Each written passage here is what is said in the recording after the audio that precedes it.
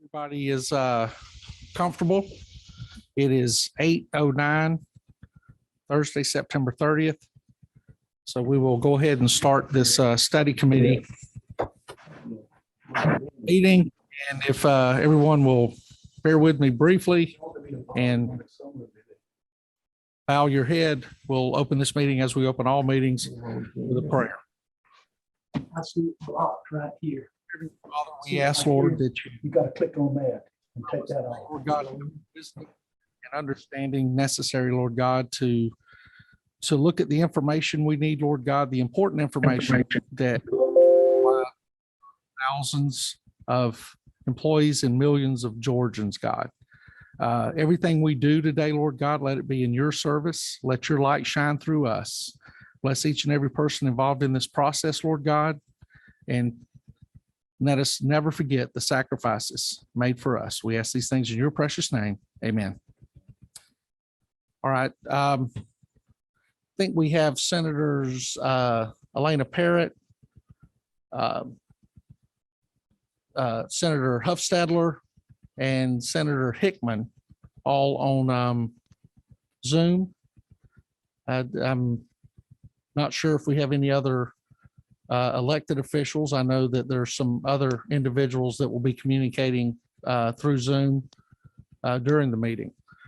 The meeting was scheduled for 8 to noon. I certainly don't think it's going to take that long. We've had some shifts in individuals' presentation. Got some calls late at night. Tarika did, of individuals that were not prepared to be here today. And others spoke to yesterday afternoon who wanted to come and speak today. So it's given us an opportunity to look at the information from as many departments as possible. When I first received the call from the Lieutenant Governor's office as far as the study committee, read the intent of the study committee, which was extremely limited to start with. It was in relation to portable retirements and portable pensions and things of that nature, which they are available in multitude if you go out into the public sector, or excuse me, the private sector and look. And so because of the way the thing was written, it gave us some opportunities to compare what's available in the private sector to what we do in the public sector. And so I felt it was important to gather as much information as possible related to the tens of thousands of employees that work for the state of Georgia and are paid for by our citizens' tax dollars. That includes state legislators and others. So I try not to spare anybody from the grind of this process if possible. And as some of my friends sitting around the table understand, I was surprised yet not surprised at how inadequate at times government is of collecting all the data, all the information, and keeping it in a single place. So it's accessible not only to us, but accessible to those who have a right to see it. The men and women who work the jobs and pay the taxes and support their state through their labors and their purchases. And my friend sitting in the back of the room understands the investigative mindset gets frustrated when things are scattered like daffodils to every corner of the state. So what my hopes is by the end of this study committee, that we have a comprehensive report that gets the information as close as possible. And we have departments, audits and accounts does a great job of going out there and gathering all the information that's accessible and available and falls into their silo. But there's always those few on the outside that get missed. So what I'm hoping during this process is we can get even closer to the finish line on what we need, so that we understand the expense that the state of Georgia bears for the salaries, the benefits, for every state employee, and that we understand how many state employees there are, how many are full-time, part-time, how many are contract, how many are not, who draws reimbursements, who may not be considered state employees, what compensations, benefits are possibly given to board members and others who don't do the job full-time, but are citizen servers who come in and serve on the plethora of boards that we hear about, read about, and approve during the session. So this is certainly not any type of study committee where we're trying to catch anybody intentionally misleading or anything like that. It's nothing but to gather information so that when we gavel in January, the president of the Senate and the men and women that serve in the Senate have the information that they need to make sound and solid decisions related to how we treat, compensate, and take care of our employees and the departments that they work for. So just wanted everybody to kind of understand where my mindset is. I'm not really good at camouflaging my mindset that well, which, gets me in trouble at home. But and there is no questions or challenges that are out of bounds on anything we do.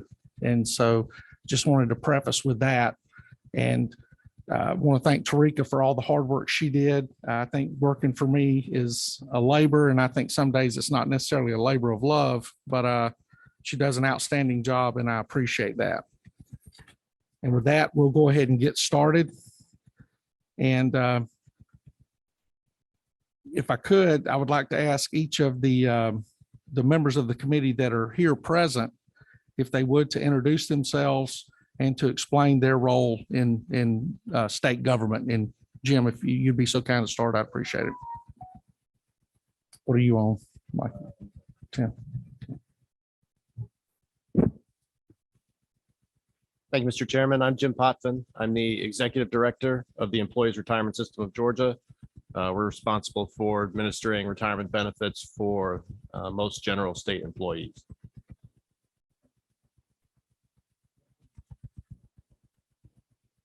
Good morning, Mr. Chairman. I'm Greg Griffin. I am the state auditor and the agency head for the Department of Audits and Accounts.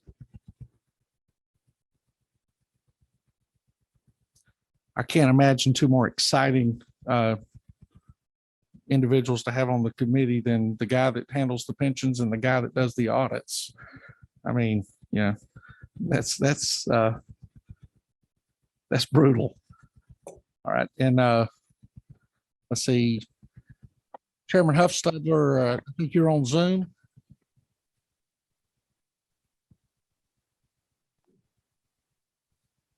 Maybe not. Yeah, maybe not listening. And everybody knows that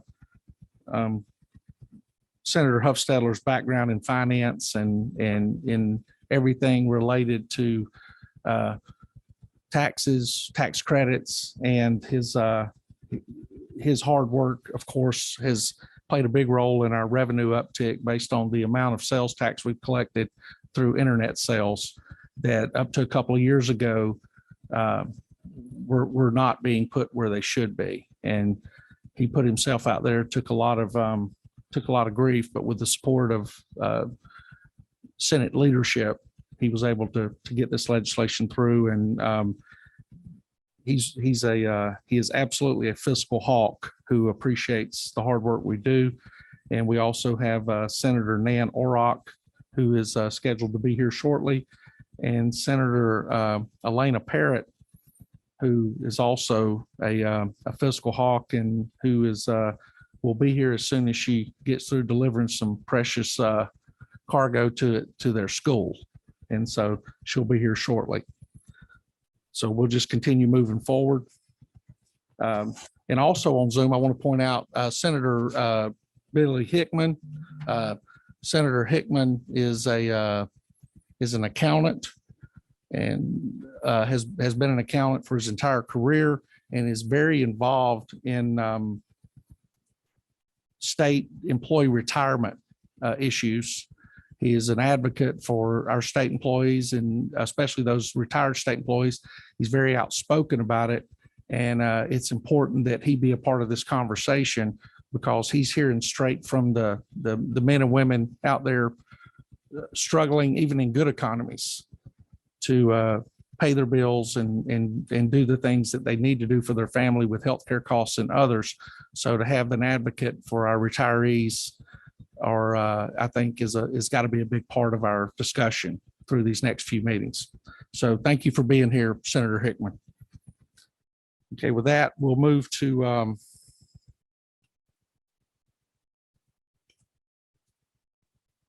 Georgia Department of Public Safety. If Major Lamb, if you'll come up to the podium, I'd appreciate it.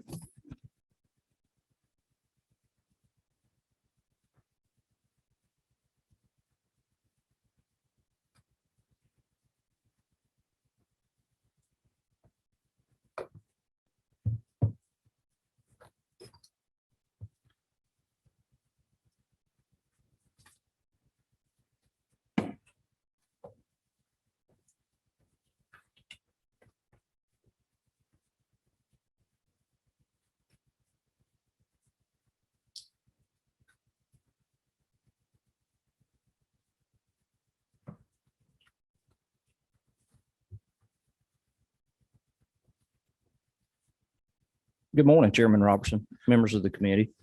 My name is Josh Lamb, and I serve as the Chief of Staff for the Georgia Department of Public Safety. I'm joined today by Mrs. Lori Smith, our Chief Financial Officer. Let me start by thanking you for the invitation to be here today and to have the opportunity to speak about recruitment, retention, and the cost of hiring and training new employees as it relates to DPS. DPS employees, approximately 1,500 employees. These employees consist of sworn and unsworn personnel. The sworn employees are the troopers, the motor carrier officers, and the Capitol police officers you see on the highways and at the Capitol. The unsworn consist of our dispatchers, weight inspectors, safety officers, secretaries, and administrative staff that all work so very hard to help the department accomplish its mission of protecting the public. As most are aware, the past 18 months have been difficult for law enforcement. From civil unrest to a nationwide pandemic and a violent crime wave, law enforcement has stood on the front lines and done whatever has been asked of them. Unfortunately, many in society have demonized the police as being the cause of all of society's woes. As expected, this has taken a toll on law enforcement, and it is reflected in our recruitment and retention numbers. Currently, DPS is experiencing an overall annualized turnover rate of 22%. And an average reduction in applications, excuse me, and an annual average reduction in applications over the last 2 to 3 years of 60%. We have a recruiting unit that actually seeks out and recruits potential candidates for trooper school. With the drop in applications mentioned earlier, you can see that it's becoming increasingly difficult to get people to apply. We then require a physical fitness test, polygraph, medical examination, psychological evaluation, and oral interview board. All of this occurs before they ever show up for their first day of school. Many candidates are lost in the screening process. The candidates then begin a 34-week school, which is both mentally and physically challenging. This is what is required to maintain the high standard that DPS expects and demands. It takes approximately 1 year to onboard a candidate and to get them through school at a cost of approximately $90,000. It should be mentioned that this cost does not include supplying them with a patrol vehicle. As you can see, DPS invests a lot of time and money into the process of making a trooper. In 2020, the department lost 87 troopers due to either retirement, resignation, or termination. Based on the $90,000 sum, the 87 troopers that we lost cost the department at a minimum of $7.8 million. In addition to these costs, there are other costs that also need to be considered. When an employee retires, the department must pay out. There are other costs the department must pay out. There's a payout for the employee retirement system. The payout depends on the employee's tenure with the department, the amount of leave accrued, and the pay rate at which they are retiring. Until recently, DPS and law enforcement as a whole has concentrated on recruiting, getting officers in through the front door. However, retention has now become as much of an issue as recruitment. We're now not only having a tough time getting them in through the front door, but an equally tough time preventing them from leaving out the back. We're currently at 745 troopers and 223 motor carrier officers. This is the lowest number of troopers that we've had in my 24 years of service. Let me take a moment and explain what DPS has done to address these issues. We've implemented an accelerated trooper school. The accelerated school is 13 weeks instead of 34, and is for prior sworn only. This saves time and money while filling job vacancies in the most expeditious means possible. Our first accelerated school will be the 112th, and it's slated to begin in January of 2022. We changed our uniform and appearance policy to allow people with tattoos to become a sworn member of DPS. They must be able to cover up their tattoos with our Class A shirt, which is long sleeves. We felt like we were losing a lot of prior military and current police officers due to our old policy, so we made a change. We've increased the starting salary for prior sworn attending trooper school from $36,832 to $47,350. We needed to do this to attract prior sworn candidates to trooper school, but unfortunately, it seems that this is still not enough. For retention, we've implemented a senior and master trooper program with the funds appropriated for fiscal year 2022. This provided additional structure to our pay scale for tenured employees. This will help us retain our most senior officers who have the most knowledge and experience. We increased communication officers' pay by 10%. This was direly needed. Our communication officers are a critical part of our agency and literally serve as a lifeline for our officers. We were losing communication officers to 911 centers, and we simply had to become more competitive. We implemented a tenured-based pay scale for our secretaries in hopes of being able to fill vacancies while retaining institutional knowledge. Again, we were losing many of our secretaries to private industry and local government agencies. Based on our hiring process for dispatchers, we discovered that we were losing a high number of applicants due to the length of time it was taking to get them hired. We recently revamped our hiring process as it relates to non-sworn employees, and we're happy to say we're already seeing positive results. Officers leaving law enforcement is not just a DPS problem. It's a problem that is affecting law enforcement across the nation. As I mentioned earlier, over the past 18 months, law enforcement has been demonized by the media, local and national leaders, and many members of the public. Officers are tired of worrying about having to lose their entire livelihood or being excoriated in the media for a split-second life and death decision they had to take. Looking at the past 18 months, it shouldn't surprise anyone that officers are leaving this profession. What I believe has taken people by surprise, though, has been the violent crime wave that has swept across the nation. City after city has reported dramatic increases in violent crime. And why is that? Is it because when society demonizes the police, they are less likely to be proactive and enforce the law? Is it that when you demonize the police, it emboldens the criminal element in society? Is it because police presence acts as a general deterrent against crime? I believe the answer to all those questions is yes. This is not a new phenomenon. We see the same effect on traffic fatalities. As officer presence decrease, traffic fatalities increase. Officer presence deters crime, and all of society benefits from it. We must incentivize personnel to come into this profession and stay, but how do we do that? Our current 401k retirement plan does not encourage people to stay with DPS. The retirement plan is portable and employees treat it as such. They often leave our employment and go to work with other law enforcement agencies or into the private sector. This is compounded by the fact that there is no predictability in the pay scale and is basically at the behest of the legislature. We believe that a defined benefit plan would help us combat the recruitment and retention issues that we're facing. We must increase pay. The traditional salaries associated with law enforcement are no longer effective. As the rhetoric and animosity towards the police increases, so does the salary that must be paid to someone to come into and stay in this profession. If we expect someone to come into this job and face down the fear of having their lives destroyed or being killed in the line of duty, they're going to have to be paid a sum that justifies that risk. At the end of the day, it comes down to a simple risk analysis. Is it worth this to do that? And if the answer is no, they will choose another profession. One last thing I would mention is healthcare cost. Many agencies have free or reduced rate healthcare in comparison to the state. If there was a way to reduce that cost, I believe it would be greatly beneficial to many. So in summary, recruitment and retention are ongoing problems for DPS. Each person we lose prior to full retirement is a negative return on the state's investment. Changing our retirement plan from a 401k to a defined benefit plan would be a critical step in the right direction. Increasing pay is mandatory and must be done to keep people interested in coming into this job and remaining in this profession. And with that, I will yield, and Ms. Lori and I will attempt to answer any questions that you may have. I noticed how you kept Miss Lori out of the presentation, but you're more than happy to welcome her into the question answering portion. Well, to be honest, the biggest part of this is Ms. Lori is the brains of this presentation. So as long as she can keep me on script, she can get me out of here and answer all the difficult questions. That's right. Any committee members have any questions? Now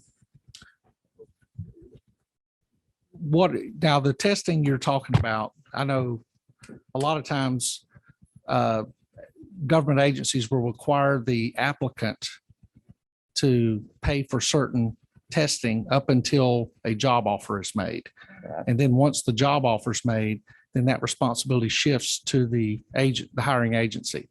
So all the testing you're talking about at the beginning, the physical, all of this stuff, is this post job offer or pre-job offer?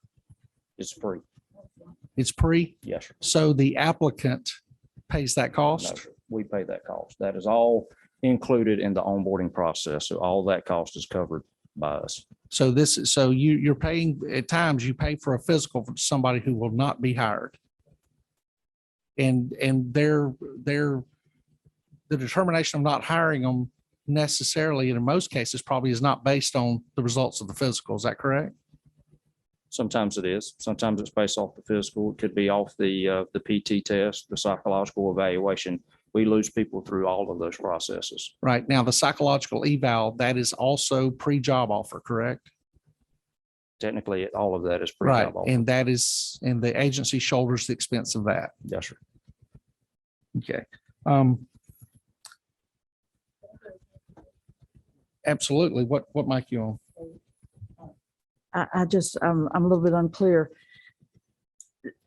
Does the applicant pay for all this in advance of the job offers and then it's reimbursed, or it's part of the screening of the applicant for eligibility for hire? It is all So- part of screening the applicant. And so the agency pays for that? Yes, ma'am. Yeah. Thank you. Thank you, Senator.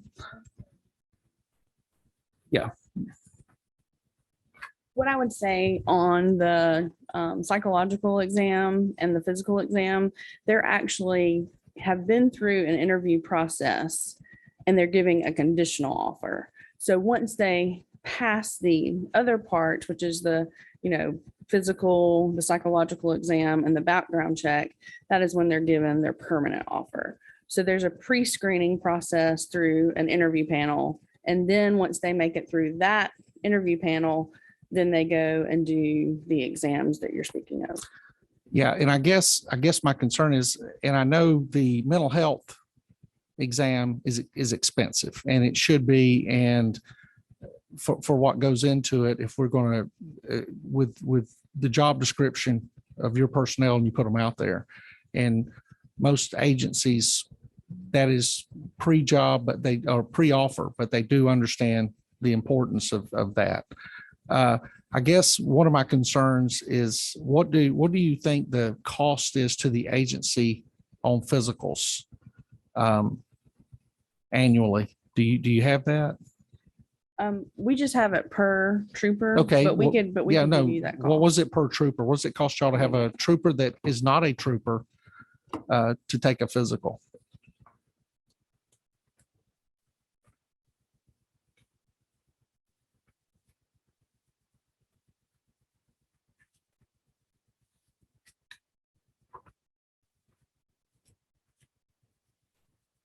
Sorry.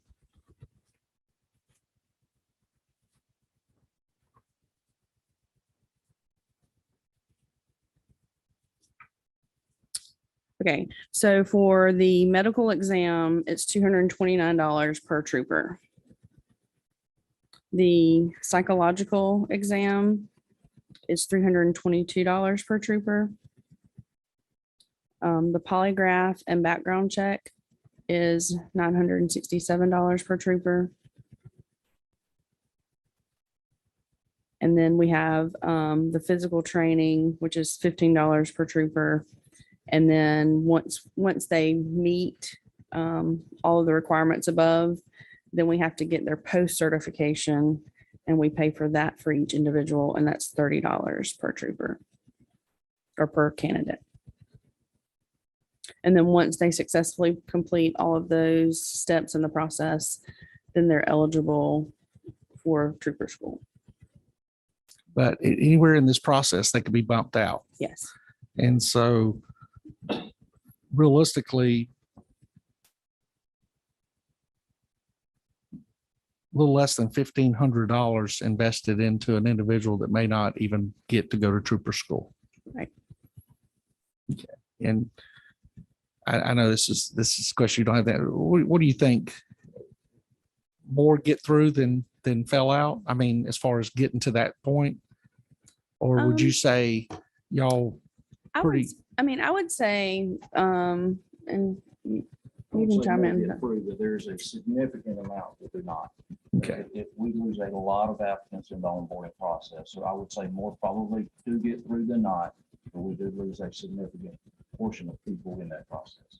and would you say that's, at what part is that? You think polygraph background is the, Polygraph background is a lot. We will lose some in the PT evaluation, but not a large number. But the most significant portion, yes, would be the polygraph and background, with then another small portion is going to be lost in the medical and psychological. so is the polygraph and background done prior to the physical and psych exam or done I think it is done before? post. Oh, pre or post? Trying to think, the PT is done first. PT starts the cycle. So they apply, they do the PT, they begin the process then. So that's $15. Right. yeah. So they do the physical, or they do the physical test. The physical test is the PT test. Right. Then they start the process. Then they do the background, the polygraph, then the psychological medical. I think is the right order of events. Okay. So the most important piece that tends to vet out those candidates that we don't want is done prior to the $229 and the $322 that are spent for the Yes. physical and the psych. Yes. We refer to it as a funnel. We funnel them down to the most.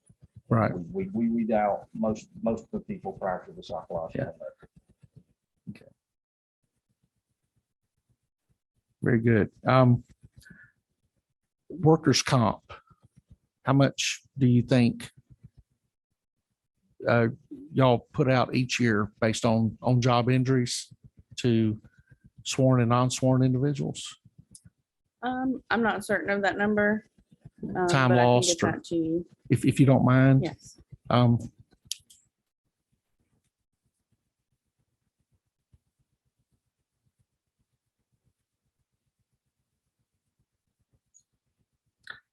And with the shortage that you're experiencing right now, Major, are y'all, is with a disproportionate number of troopers, would I be correct to anticipate that there's an increased amount of overtime by the existing force? We're able to manage that within our current number of troopers, but what we do have overtime for is crime suppression or any special events that we have to cover. We do have overtime that we pay there because we do have enough, on staff to cover the needs within the communities.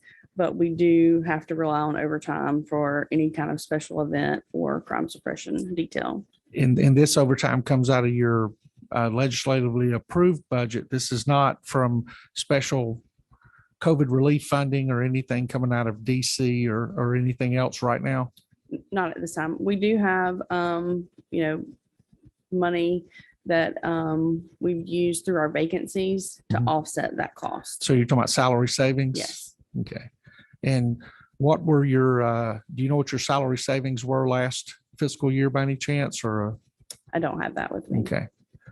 And if we're looking at right now, 745, is that 745 troopers? Okay. And what's the budgeted slot allocation for troopers? So that number's been debated a couple of times. So our goal, I think, is 1,000 is the number that we would like to have our staff levels up to. But I believe that number is in the 960 range. Actually, 853 was a number that has always been mentioned for a long time. 853, 856 would always be referred to as budgeted positions. But as Ms. Lori said, that is tricky depending on each year's budget. Things change from year to year. There was always a goal to get to 1,000 troopers. That's probably been in place for as long as I've been on department. But the distinction that I would draw is there's been a number of reasons we've not been able to reach that goal. In years past, it was a funding issue. We were literally not able to have as many trooper schools as we needed to get people in the pipeline to reach that 1,000 number. Now you can kind of turn that on the head. The problem is not so much funding for trooper school as it is applicants to get through the process to become troopers. So that's been a goal for a long time. Now there's a completely different reason that we're not able to get to it. Now is lack of applicants. Right, but One other thing I would say, Mr. Chairman, too, going back to the overtime issue, is generally we don't pay overtime, but what we do is accrue federal comp time. And federal comp time is another cost that we would have to consider when somebody off boards or leaves the agency. That's an increased cost the agency has to pay out. And then also managing that time where it does not become an issue, you're having to give people time off. So the problem is right now with the low number of people, it is much harder to give people time off.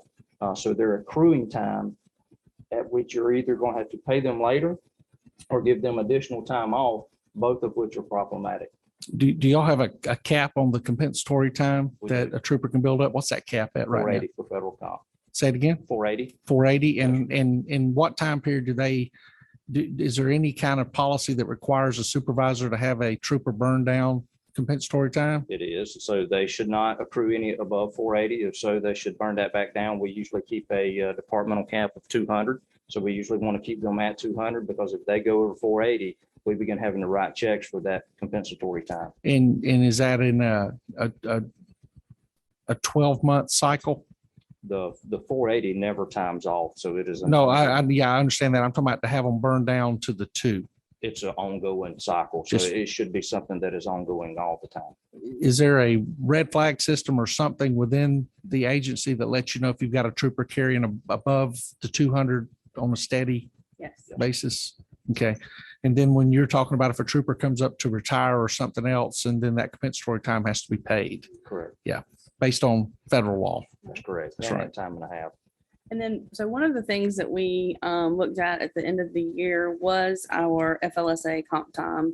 And so when our 110th Trooper School graduated in August, they had accumulated a lot of FLSA comp time because of their training schedules while they were a cadet at Trooper School. And so what we did was we paid out those FLSA balances at that cadet rate versus paying it out later when they retire or go into another agency at a higher rate of pay. So that is one of the things that we did to try to minimize some of that comp time and to try to reduce what we've been having to pay out as far as leave payouts when someone leaves. To try to save the agency some money as well. And just to be the fly in the ointment, has there been any attempt to adjust the training so that they don't accumulate as much compensatory time while they're in the academy? Yes. Okay. And Maintain the integrity of the training, I Mhm. should say. Yeah. right.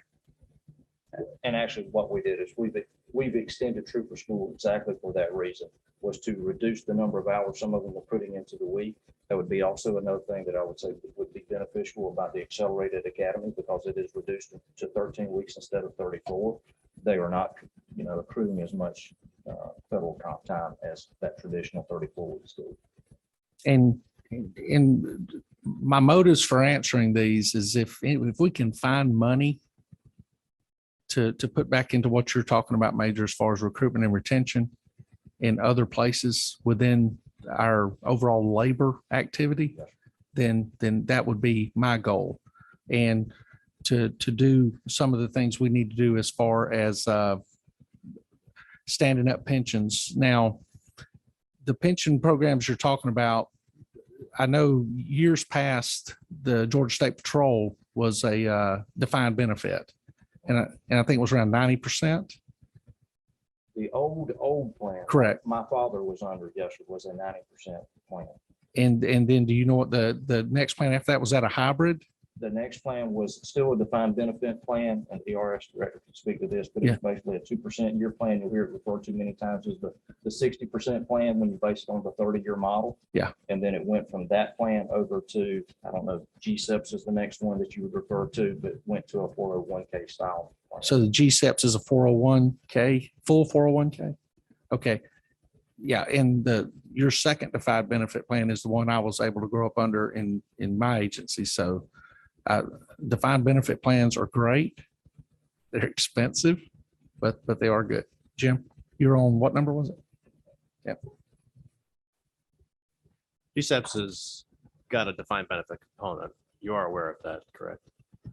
There's a 1%, so you'd call it a 30% plan, I suppose. But so there's I guess a 2-plan or hybrid component to GSEPs. Yeah, and that's what I call the hybrid plan. It's a partial defined benefit, and then the 401k aspect that is portable. Is that correct? So if a trooper leaves and decides to go into the private sector, and you know, Jim, they could basically shop that 401k and find whoever would be willing to contribute a little bit to it and move that plan there and let it become a part. Is that? In most cases, a 401k plan can be brought to and rolled over to a new employer's 401k type plan. Right. If the employer they're going to has an existing plan, if not, it would need to be, of course, I guess. Yeah. And also leave it with us. I mean, we'll continue to manage it. There just wouldn't be any contributions coming in. Right. Just your wisdom on investments would be the advantage, right? Something like that. Thanks, Jim. Do any of our senators on Zoom have any questions? I do, Mr. Chairman. It's Senator Parent. Can you hear me? Yes, ma'am. Apologies that I'm still en route. I should be there soon. My question is, getting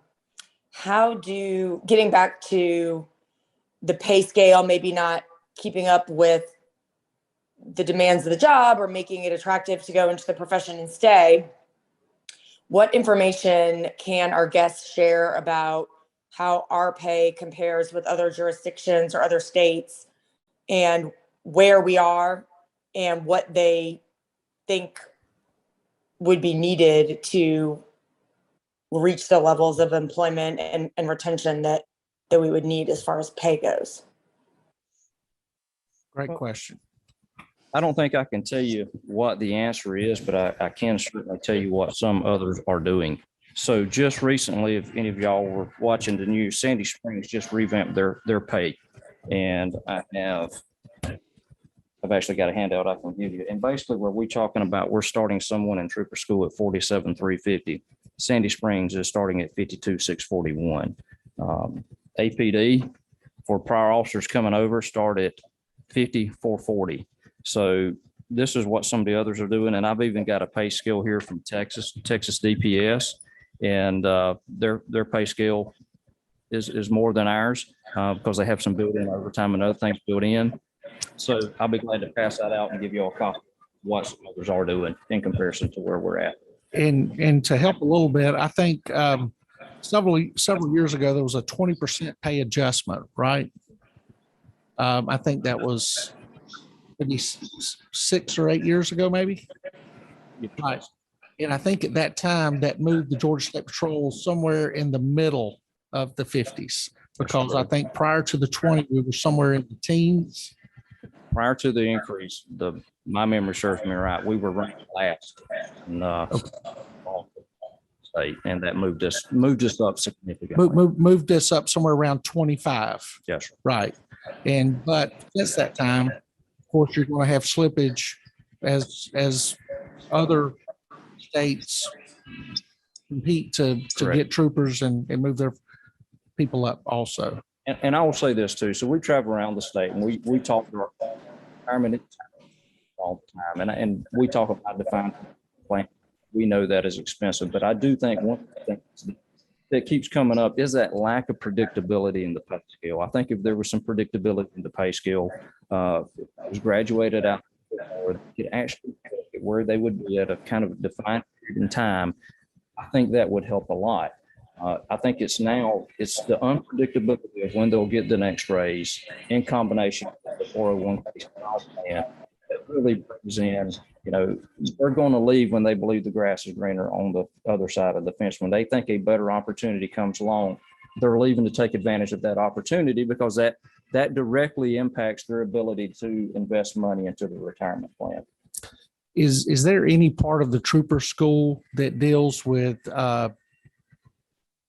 fiscal responsibility of the trooper? And is there anyone that comes to trooper school and discusses the pensions as far as, because some of the individuals that I worked with that were the better performers were those individuals that understood the market a whole lot better than I did. So whether when they came to work, I was under the defined benefit and they were under a hybrid and then eventually a 401k. And so the talent that we're bringing in now seems to be a little less fiscally responsible than my elderly generation was. So are y'all doing anything to prepare these men and women to understand where their pay comes from, which is us, based on state revenues, and to understand that quagmire that Jim wades through every day with state pension plans and how it's tied to the world? It is talked about. HR does deal with them some on that, but I believe there can never be enough. And we just had this conversation this morning. It is kind of alarming when you do look around the lack of knowledge people do have toward their retirement plan. And I do think, just like you said, it's somewhat generational. Some people, it just doesn't seem to be as important to some of the younger ones now than it was to the older generation. And that goes back into, I think, some of the retention issues as well. That's just not as, we used to go into a job with the plans on retiring in that job.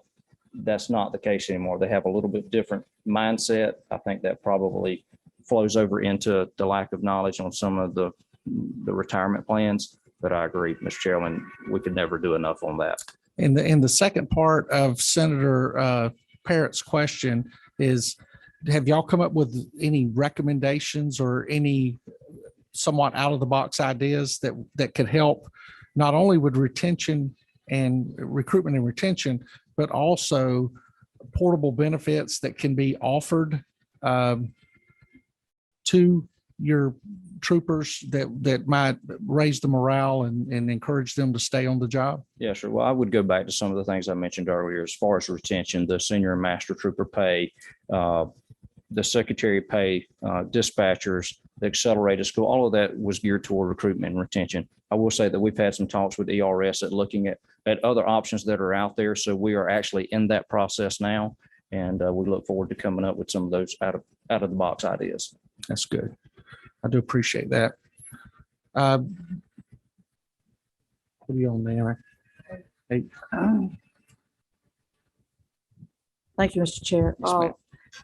Thanks for this wealth of information. I think it's very valuable for us to be digging down into that and getting fuller understanding of it. And in particular on this retirement issue, it's not only that, isn't it true that employees don't look to stay on a job, but it's the reality of the way where we've come to on, the employers, broadly speaking, are not very much based on let's keep people for 30 years and let's give them a good, secure employment and a pension that gives them some security for their golden years. I mean, that's true, and that whole model has changed. It's not just the mindset of individuals seeking employment. But I'm very interested in, and this is a study committee on retirement. Very interested in your views on defined benefit plan because retention, after you invest all this money in training, and I don't know if you've got a round ballpark figure for what that is, but there's a tremendous investment in recruitment and training and retention. And when somebody walks out that door, it's more than just having to fill a slot. There's a whole cost to that process. You've just described it. I don't know if you have a dollar mark on that. That's one thing. And then two, we still have people that are working their tenure out and retiring. What percentage of the force would you say is doing that? And just tell us again how you've come to seeing that defined benefit plan as would be a real plus for the challenges that you're facing. Right. So if we go back to those 87 that I talked about, we lost in 2020, if you just look on onboarding costs, the cost of the process, going back to that $90,000 sum that I mentioned, we know at a minimum we're losing $7.8 million right off the bat. So, and that's no continuing education costs. That's not paying out FLSA. That's not taking into account the institutional knowledge that we're losing when they leave out the door. Because Right. let's be honest, the best officers are the most experienced officers. Sure. And there's no price that you can put on that knowledge. So there's probably a dollar figure we could come up with, but there's also an incalculable sum that we're losing in knowledge that's leaving out the door. So I don't have a hard figure other than that, but to say that we're losing out, to say how many are going into a service retirement, I don't know that I have a hard figure on that. We could get that for you, but I can tell you it's not many. It is the rare thing now to see a service retirement come across the desk. I mean, it's something that's really kind of celebrated throughout the agency because that's not what we're seeing. So it seems to be very few and far between. And your sense of the retirement benefits of a defined benefit plan? So my thoughts on the defined benefit plan is I don't know if this is the right way to describe it, but I almost see the defined benefit plan as it buys loyalty over time. Because there's going to become a point as an employee where you're so invested in the retirement plan that it doesn't behoove you to leave and go somewhere else. Exactly. And it holds you there more so than something that is a little bit more portable. When it's a little bit more portable and you see something that you deem to be better, well, you're almost kind of crazy not to leave and take advantage of that if you believe that it's going to increase the contribution to your retirement plan. That is a personal financial decision that I think most people are going to make. Well, if you flip that on its head with the defined benefit plan, well, then the reverse is true. You're invested in that retirement fund, and it makes much more sense to stay. So I think it buys a little more loyalty over time. Thank you. Ms. Smith, the numbers that y'all were talking about, I think Senator Orrock said the 87 that y'all had go out. Were any of those service out? Any of those retire out? That was everybody. So that was also Well, I'm service saying retirement. was that full service or is it a combination of some leaving early, some? Everybody that left. Is now in Jim, jump in and help me with this if you will. Now, currently right now, what y'all have is you have the hybrid plan and you have the straight 401k, correct? So most of the defined benefit plan that your father retired under is history. Correct. Correct. And there's no, the 60% plan is only part of the hybrid. Or is that right? Yeah. What you're referring to as the hybrid, the GSEPs tier is a separate tier from the 60%, the prior tier. Most of the people who would be retiring at this point actually would be coming out of that second tier. The pre-GSEPs, the what we Oh, call okay, the okay. new plan, because the GSEPs folks couldn't have more than 12 years of service at this point. So if you're talking about a 20 or 30 year employee, you're talking about a new plan, basically a defined benefit pension employee at this point. Yeah. But they are going to shrink over time, of course. And that was my question is I was curious as to the breakdown of that 80 plus, how many were the defined benefit, the 60%, those that are part of the GSEPs plan, if they had 12 years, they can freeze that, correct? Freeze. The defined portion of that? The GSEPs is a hybrid, correct? Correct. Okay. Well, it's two plans. It's Two, really- okay, I guess, if I'm in a defined benefit plan and I go past the vested years, whatever it is, and I'm not sure what It's 10 years. is it 10? Okay, so I do the 12 years. After I do the 12 years under a vested plan, I can freeze it. And then when I hit the age that's required, I can go back and start receiving payment for the 24% I've accumulated I see based what on the highest salary. I see what you're saying. Yeah. Yes. So by freezing it, you're talking about somebody who leaves, they would become what's called a vested terminated person. And once they reach retirement age, they begin drawing at that point. Correct. That's correct. And so that was my thing.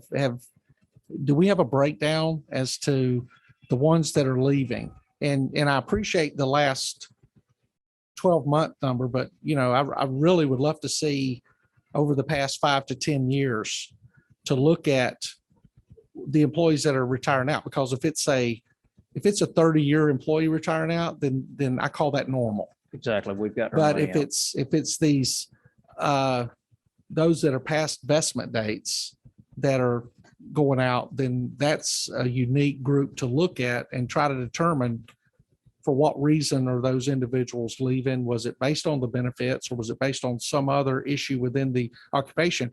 Because something Senator Orrock alluded to earlier is what we found today is you don't have a whole lot of bosses firing people, but you have a whole lot of people firing bosses. They don't like the climate. They don't like the way they're being treated in this. So they say adios and go find a job where they feel they're valued more. And so, but I appreciate the fact that in law enforcement, we don't have the accommodations, and never should we, to change the environment to where everybody's happy, because you're never going to get there.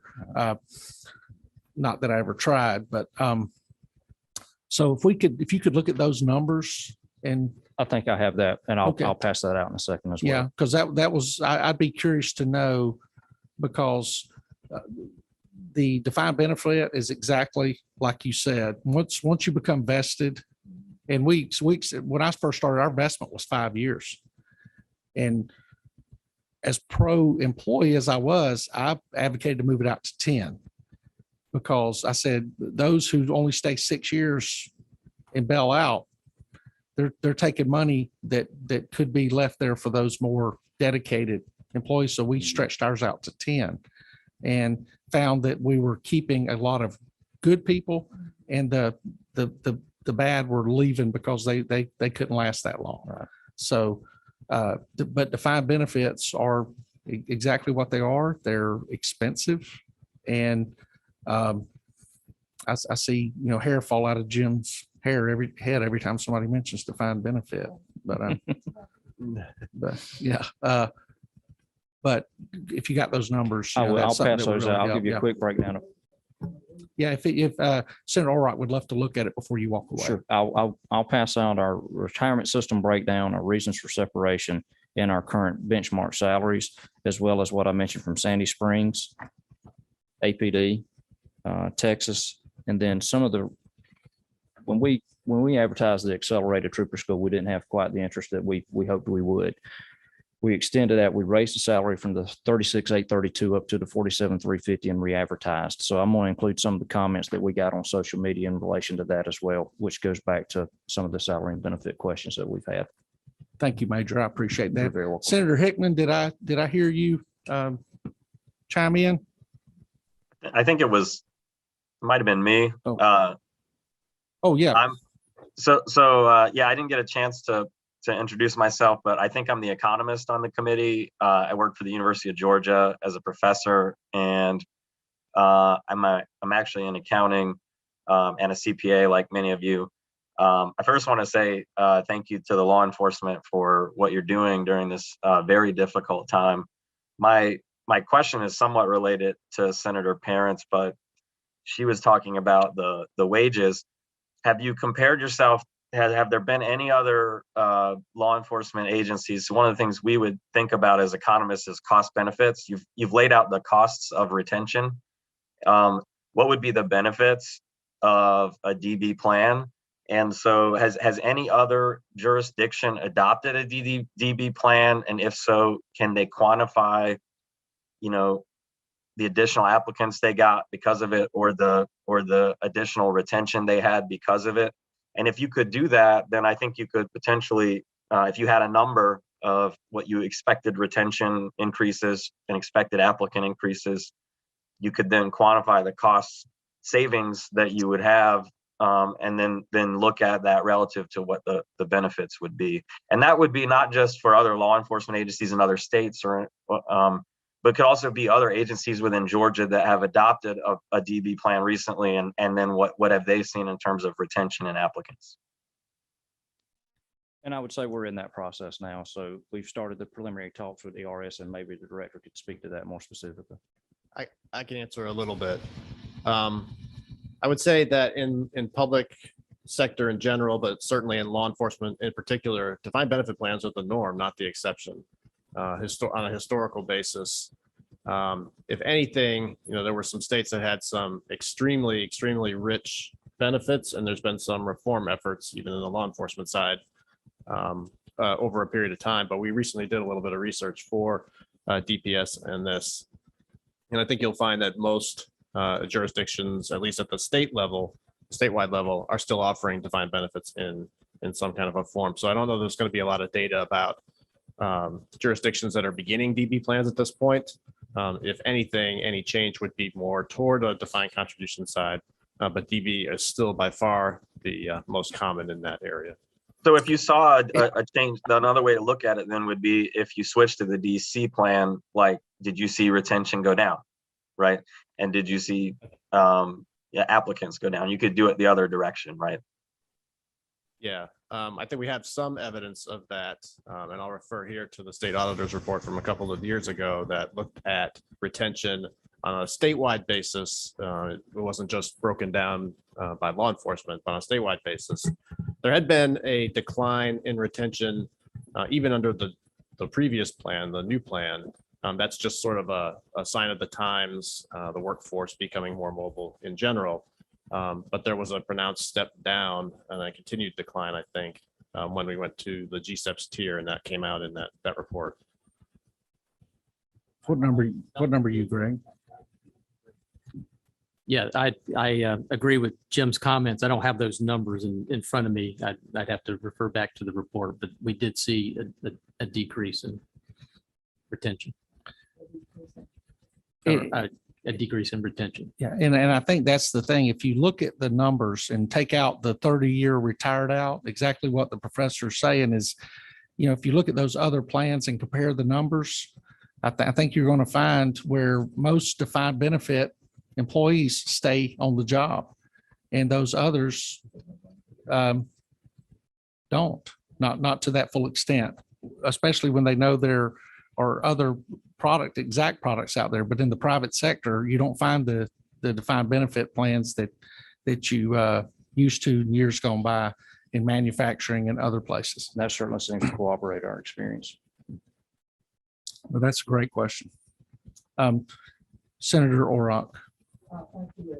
Mr. Chair, thanks for these handouts. And I noticed when looking at the commentary that people are making in response to understanding what the salary and the terms of employment are at for state troopers, they're pointing out that, and you correct me if this is wrong, but that when you hire it says it's one of the only professions that fails to recognize prior years of experience. Switching from department to department penalizes a person and can send a 20-year vet back to an entry-level academy with 21-year-olds. Is that an accurate description? Maybe break that down for us. So what they're saying is if somebody worked 20 years with a sheriff's department or police department, then decided to become a trooper, they would not get that years of service applied to their starting salary when they came over to the state. And that has always been the case. So they would not bring those years of service when they come over as a state employee. And I'm sure the director could say why there's good reasons for that to be problematic, but we have increased that salary. So before, everybody would have started at 36,832, and then they would have graduated up the pay scale as their years of service with the state increased. We increased that to 47,350 to make that more competitive. But I could see where it could be very problematic if we try to give 20 years of service to someone that actually came on as a new employee to the state. But on the other hand, it's an automatic, it's kind of a stop for people to come over and bring experience. Sure, there's And you definitely a just, you know, we've downside. talked earlier about the value of experience, just it's priceless for a good law enforcement person. And so I hadn't understood that. That's I don't know if there's any way to address that and how typical that is or atypical across this profession I from would state think to it's state. typical. I know some are doing more, some are giving up to maybe like 4 years of experience when they come over and graduating them up the pay scale a little bit further than we are. But that would be someone probably other than us to decide whether we could ever implement that. I understand you don't have that flexibility Right, now yes, ma'am. built into the budgeting that you're Right. dealing with. Yes, ma'am. It's a budget issue. Correct. And, but it could have a significant impact. I mean, it means you're always over and over starting with brand new, fresh. And we've run into that not only in the sworn positions, but also in the unsworn positions as well. So when an employee comes in, not having the flexibility to move more, and I get all the reasons that we can't, but I would say that we see that same effect, not only in the sworn positions, but also in the unsworn positions as well. Jim, if my understanding, excuse me, Director, if my understanding is if somebody can retire out of TRS, and if they find another state job under ERS, they can of course take that job. Does any of their time in the other state job transfer over as far as whether it's a lateral transfer or whether they're out for a year and decide to go back in? Do you know if any of that can be credited? There are provisions in both plans, TRS and ERS, where service in the prior plan can be transferred over to the other plan. If somebody does not have 10 years and they're not vested at the time they make the transfer, the service is going to move over and we have to, kind of pay the appropriate contributions, et cetera. If they have at least 10 years, then they can choose whether to keep their old service in the prior plan and start anew in the second plan, or whether they transfer it over and just be entirely in the one plan.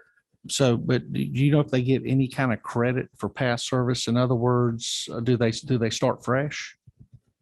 This is what I'm saying. So if I am a 10-year ERS employee and I take a TRS teaching job. Well, I'm saying even beyond the pension.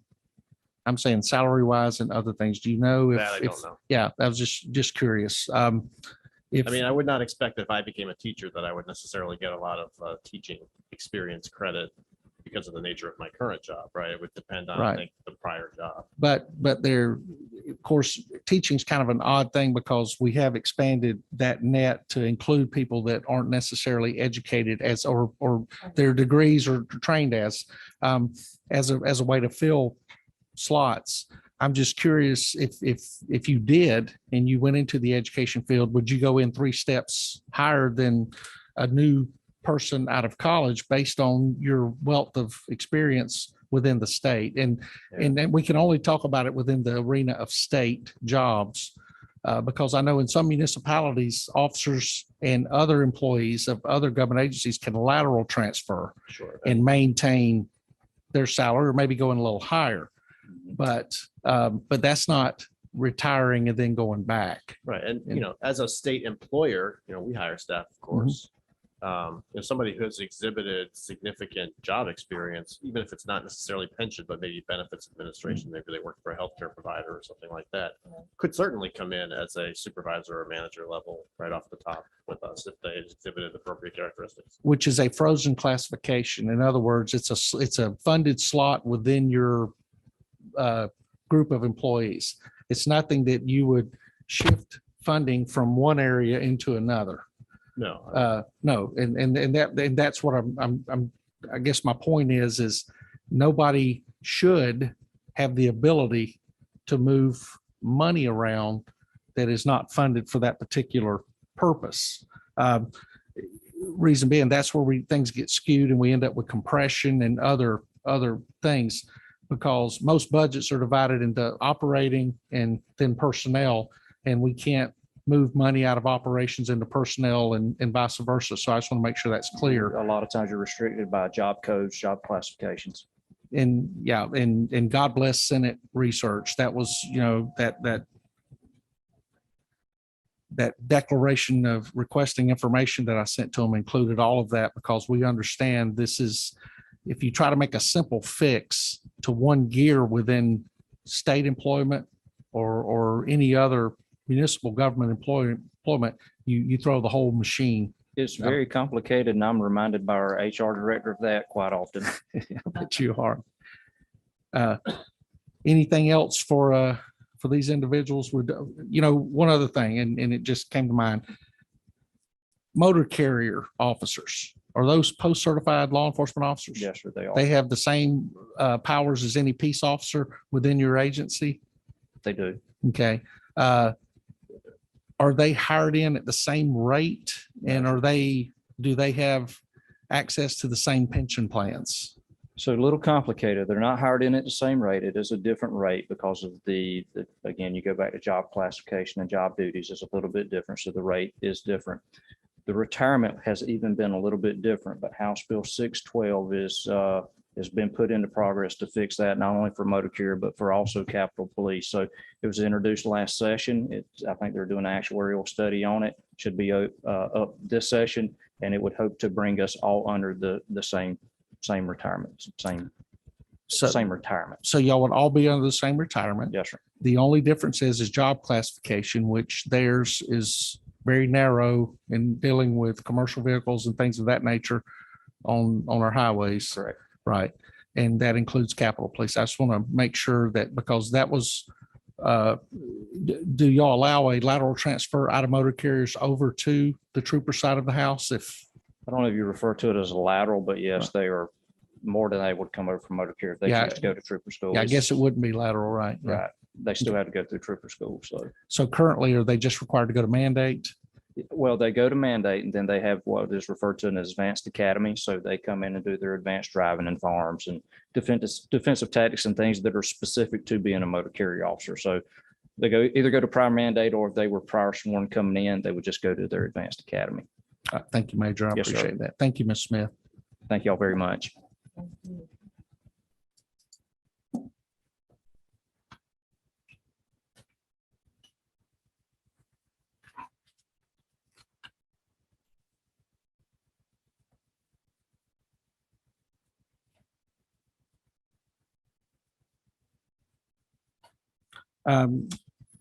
Next in the box would be Georgia Department of Juvenile Justice.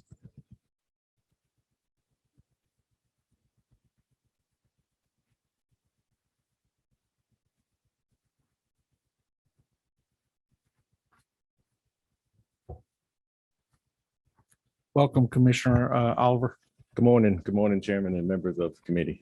Happy to be here. I'm joined by some of my team members, our HR Director, Katrina Patterson, and our Deputy Commissioner over Administrative Services, Shawanda Reynolds Cobb. Of course, you all may know Zach Lewis, our Governmental Affairs Director, and Glenn Allen, our Communications Director, is in the back. Glad GSP went before us, so because they kind of highlighted some of the same issues that we're going through. So I won't belabor you with that. I'll just kind of give you a brief overview of the Georgia Department of Juvenile Justice and how we are as an agency and how we're set up. And we're kind of unique. So we're a law enforcement branch of the agency, but we also have different parts of it. So we have about 3,600 employees on staff or budgeted for staff. Currently, we are the 181st school district in the state of Georgia, Georgia Preparatory Academy. So we also have a school system within our agency. And then we also have our probation and community offices throughout the state. We have 86 offices of those, and also 25 secure facilities across the state, with 19 being the youth detention centers. Our RYDC, the regional detention centers, and our long-term campuses, which is our youth development campuses. We have 6 of those throughout the state. Currently, we have about 1,500 JCOs budgeted positions. Though out of those, about 500 and so are JCO 1 and 2s, which are entry level positions. And then our vacancy count as of last year on our annual report, we reported we have 97% turnover rate in our JCO series.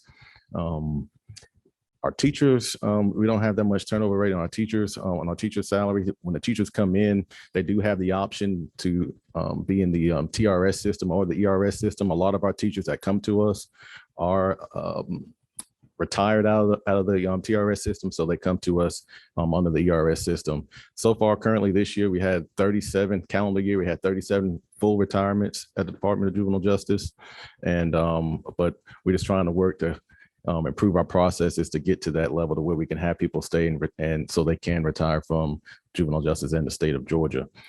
Just like GSP and a couple other agencies, we streamlined the hiring processes and trying to make that process a little bit easier for our applicants to come in.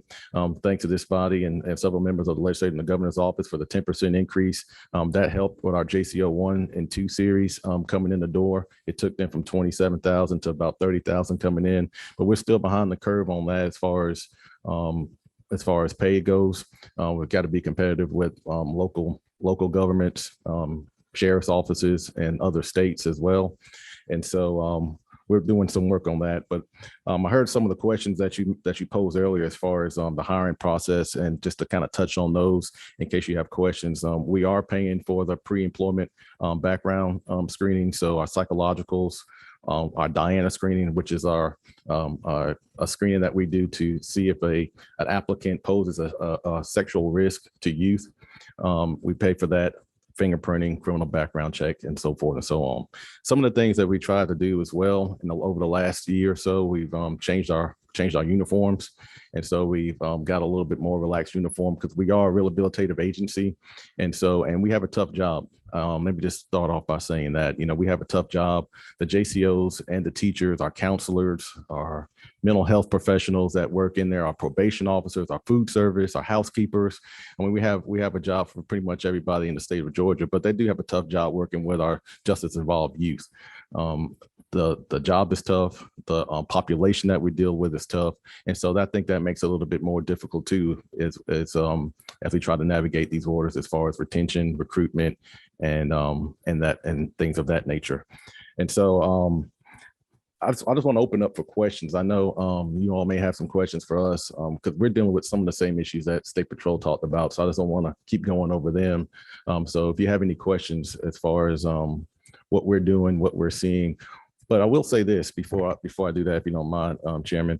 We've started to think outside the box a little bit as far as recruitment and retention, and knowing that the applicant pool that's out there now was coming on. Our communications director, along with our HR director, is actually we took to social media for recruitment and retention. And over the last 6 months or so, we've seen tremendous improvement with that. Just to put in perspective, in 2 of our locations throughout the state, in Columbus and then one in Claxton, we were at critical levels of staffing. To one point, I was actually we dropped our population down to meet our federal mandated ratios, but we weren't getting the applications through the traditional methods. And so we're actually coming up with some alternative ideas for those facilities to better serve the needs of the staff. Well, thanks to the hard work of our HR team and our communications team, I'm glad to report now that at least I think Aaron Cone, our facility in Columbus, is almost fully staffed, and so is our Claxton facility, and that's just within the last 60 to 90 days. And so we're making tremendous headway with that, but we got to keep them. I think that's the biggest key. Our HR team and all of our leadership, we do a wonderful job letting our employees know coming in the door what the benefits are, what the retirement is.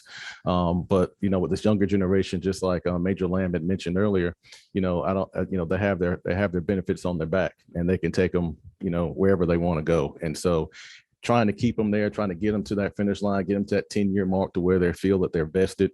That's what we're trying to do at the Department of Juvenile Justice, making an environment where they want to stay and want to come to work, and also understanding that it is a tough job being behind the wire, so to speak, for 12 plus hours a day.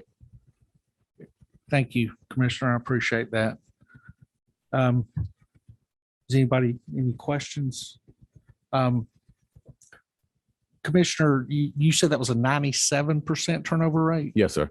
In our JCO series, Right. Overall in the agency, we're about around 35% turnover rate with the agency, but the JCO series, our correctional officers, they make up over 50% of our workforce. And so it's a 97% turnover rate within that job class. And my next question was going to be what percentage of your workforce is made up of JCOs? So, but in the JCO workforce, what's the average time and grade or years of service? They're very young. We lose our JCOs within the first 6 months coming in, within the first year by far, but within the first 6 months, we're losing those JCO 1 and 2, those entry level that are coming in, and for various reasons. I mean, we do exit interviews. We had an employee engagement survey, which we surveyed the employees who are currently working, trying to improve our systems, and then looking at exit interviews. By far, number one on the list was paid benefits and compensation, and then secondly is wellness, and then stress of the job, and then just various other things. And so, we've boosted our wellness program to make sure that our staff feel supported. We implemented peer support, resiliency training, things of that nature to try to address those. And then, of course, with a 10% increase, we're addressing that as well. Okay. Senator Parrott? Yes, thank you, Mr. Chairman, and thank you so much for being with us. Just wanted to clarify a little bit on the last comments. So the JCO are the junior correctional officers. Am I correct about that? Yes, it's a juvenile correctional officers. I'm sorry. Okay, ma'am. great. Yeah, thank you. I thought that's what it was, but I just wanted to be sure. And then 97%, what percentage did you say turns over within 6 months? What percent of the 97 is within that 6 months? I'm not sure which percent of the 97 unless someone else on the team knows, but I think the vast majority of our turnover occurs within that first year, within those first 6 months. And it's for, like I said, various different reasons. Sometimes when we go into the JCOs, talking to them, looking at the exit interview surveys, and actually talking to some of them when I go out there in the field, it's a different environment. It's a different environment, different field, dealing with the tough population of kids that we're dealing with. I think the population that we're serving now is a lot different than it was prior to the juvenile code reform. And so it just makes it a little bit more difficult. Of course, with some of the things that I'm hearing as well with this generation, where everybody's tied to a cell phone electronic device. And so, of course, in working inside the secure facilities, you can't bring those types of devices inside there. And so it's just trying to come up with innovative ways to make sure that we can keep people staying past that 6 month part. Once we get past that 6 months to a year, I think, our retention starts to tick up a little bit, but, we're still faced with, pay, salary. And I think once they get to that year, they realize they love the job, but then they also realize, for instance, Rockdale County Sheriff's Office, we share a driveway literally with Rockdale County Sheriff's Office with our Rockdale RYDC. They can literally go just take that left before they go to their facility and make $10,000 more working in the gym. Yes. Wow. Okay. Thank you. And so to follow up on Senator Parrott's question, the 97%, would you, what, just as ballpark as you can, what percentage of the 97 do you think walk away within that first 6 months? Would we be over 50%? Absolutely. Okay. So 70? About 70%. About 70% leave within the first 6 months. Do you have a field training officer program within? We do. And what is the probationary period? So you want to speak on that? So when we hire juvenile correctional officers, we team them up with a field training officer before they go to post. And so they're going to post within usually 3 months of hire. And so at that time, they're going to get trained, they come back. And so they continue for another 2 to 4 weeks with the field training officer. Right. Now, when you hire them on, what is the probationary period where you could terminate the employee without cause? Because Georgia's an at-will employer, I mean, if they're not meeting the expectations of the agency, I mean, you have that right. Well, no, I understand that. Most law enforcement agencies have a probationary period. If somebody comes in, it could be 12 months is fairly average. 18 months is that we're basically. But anything after that, we do offer some calls because there are unemployment benefits and other things that are available. So Is there a probationary period for an individual when y'all bring them on that's clarified to the individual? No. So over like for JCO 1s and 2s, for the first, that's why we classify the 1 and 2. So the 1s come in at entry level, as you know, and then after that 6-month period, after the complete post, they get automatically graduated up to JCO 2. So we kind of count on that as a probationary period per se, upon completion, successful completion of their training, and then they get evaluated at that point. But I guess written in stone, we don't have a. And the post training is 6 weeks. certified correctional officer training? Yes, Okay. certified juvenile correctional officer Juvenile training. So it's a correctional little bit officer. different, and that's one of the distinctions that we kind of have to make according to our sister agency is the, we're mandated by a totally different set of standards than the adult system. And so there are certain things that we can, that the adult system can do that the juvenile correctional officers in the juvenile system, we cannot by law. Okay, so when they make that ride into Rockdale, does their certification meet the certification of the jail correctional officer? Because they're not a post-certified peace officer, correct?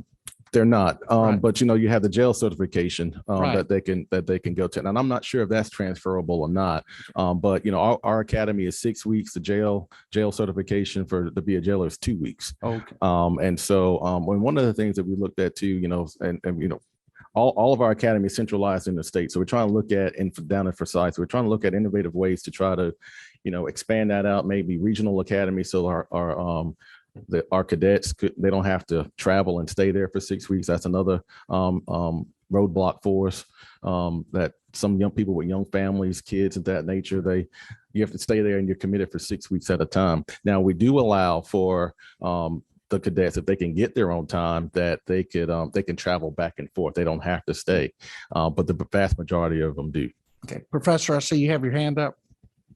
Yes, sir. Thank you. Thanks for the work that you guys do on behalf of Georgia.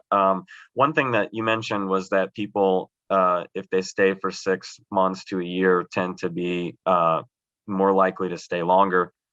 And this is a naive question. Maybe you're already doing this, but have you considered like retention bonuses, like some kind of like if you stay a year, you get a certain amount of money. If you stay 2 to 3 years, you get like some kind of cliff vesting retention bonus. Maybe that would get them to that point where they realize they like the job, and then they're more likely to stay. And an alternative is with the 401k. You could either do it through a cash component or through a 401k where the match increases the longer you stay. But that was just something that came to mind as you were talking. Yeah, it's a good question. And that's some of the things that we're thinking outside the box and proposing, of course, to OPB and the governor's office on, or some outside the box ways of thinking as far as trying to retain and recruit people. But that's definitely one that was brought to the table. Yeah, and ma'am, tell me your name again. I apologize. Katrina Patterson. Ms. Patterson, do y'all have numbers on the average age of the ones you have that are part of that, the JCOs that are part of that 97%? Well, see, I heard you say some with experience come in and families and this kind of stuff would lead me to believe they were a little older. Do you have any idea what the average applicant's age would be? You have that information? I had that information before, because that came up because, our application, you can be 18 and older to apply. So one of the things that came up was like, okay, well, you're supervising pretty much the same person that's employed. But I think the last time we looked at it, the average age was 25 and up. For JCOs, and that when we last looked at that during the last legislative session when that question was posed to us. And just a point of clarification, you could hire an 18-year-old as a JCO Yes, to go in and supervise. We don't have many 16 and 15 and 14-year-olds. Yes, sir. Yeah. And we house them all the way to 21, so they can actually be working there a little bit older. So, but we don't have, I think last time we pulled it, we don't have many 18, 19, 20-year-old. They're usually 21 or older, or either 25 and older, the bulk of our JCOs. Okay, good. And a question I asked the Department of Public Safety, workers' comp claims, throughout the year. I know, having started my career inside of a very large county jail, it seemed like our injury rate was lower than the injury rate inside of a youth detention center, officer injury rate. It's a lot higher. You have a, Yeah, our numbers for workers' comp claims, it's dramatic. It's pretty up there. It's pretty high. You know, working in the facilities, you have a lot of work injuries. You know, youth on staff, and just other injuries that may occur while working in a facility. So they're because pretty high. it's a facility made of concrete and steel, and that plays into it. Would you say, what percentage would you say were the result of assaults on staff? I would say probably 80% of our workers' comp claims, yes. Okay.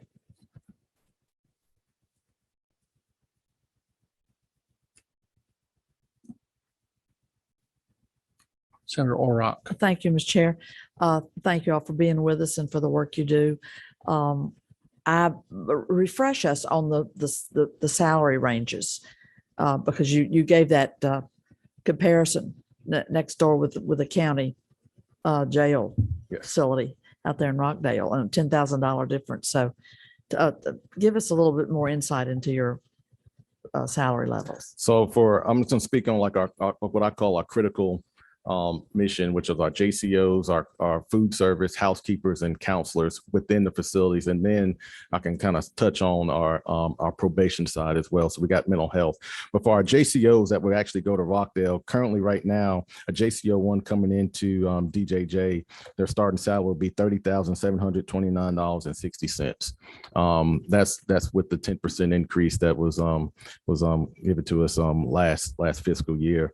And then after that 6-month completion, when they go to BJCOT, or the basic academy, and they create that quasi probationary period, their salary will increase to $34,144 per year.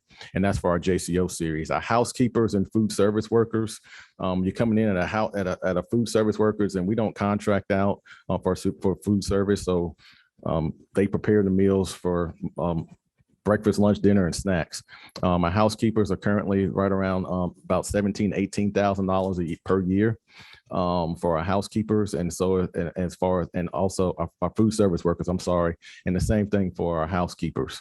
Our counseling, our counselors are right around, and their master level clinicians services, and they're right around 34,000. 34,000, and that was with an increase that we were able to provide them last year, but they were somewhere around 31, 32 before that. And so it's tough. It's tough to, especially looking at those critical core missions and job classes that we can't operate without. It's tough. And we actually did an analysis also, you're talking about benefits. And I don't know if you have those numbers or not with you today, but I was just kind of curious to see how many of our of those job classes, or how many of those people are not even opting in to take the healthcare benefits with the state because they just can't afford it. Right. Because that's some of the things that I hear when I go around the state talking to employees who are making the $17,000, $18,000 a year, the $30,000 a year, who have families and kids. They have to choose, and so and some don't have a high percentage, but some just choose not to have the healthcare insurance. Well, and at those low wages, outside. they're eligible for Peach Care for Kids. Absolutely. A family of four, $42,000, I think, Yeah. is that level, up to that level.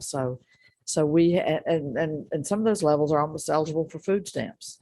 You'd be surprised the number of employees that we have on staff that are that are working for the state and also receiving state assistance. It's it's unbelievable when you actually look at it and think about it. It is unbelievable. I agree. First of all, I appreciate the fact that y'all don't contract out food service in a secure institution like that. That's smart. You mentioned something a while ago that kind of took me a second to digest, but none of your employees are allowed to carry electronic devices into the facility, correct? Correct. Okay. And that doesn't surprise me as much as apparently there's some withdrawal from this device associated with some of the morale issues within the facility. Not so much, I think they understand the expectations when they come in upon hiring. HR does a phenomenal job, and then the hiring managers and the secure facilities do a phenomenal job explaining those. And so they know they're coming into a secure facility, that they're going to be disconnected from their device for a period of time. But we try to do a good job of giving them breaks. Often they can get in there and trying to think of some way outside the box where we can allow them to at least have some type of way to communicate. But this hearing going around, I don't have the data, but this hearing going around for people who want to try to recruit. And I started off in the jail, so I know how it is. But trying to recruit people is like, well, can I bring my cell phone in? And it's like, no, you can't bring cell phone, you can't bring keys, you can't do anything. You can bring it in, but you have to lock it up before you go to your post. And so sometimes that kind of deters them, because again, they can go next door. I mean, I know some county jails allow them, some don't, but some industries you can go in the private sector, and I mean, you're connected even in, you're not supposed to have them in some certain factories, but they're not making them lock them up. Yeah, either. but I think the fact that you have to set up a break time Yes. for somebody to get on their cell phone is a tale of an addiction. I mean, I never smoked, but when I was in high school, I walked past the smoking area, and I mean, that was a physical addiction. And I think research and our good friends over in China just passed some legislation. Well, Yep. I don't think they actually passed legislation. They made a rule limiting gaming to 3 hours a week and they designated the days.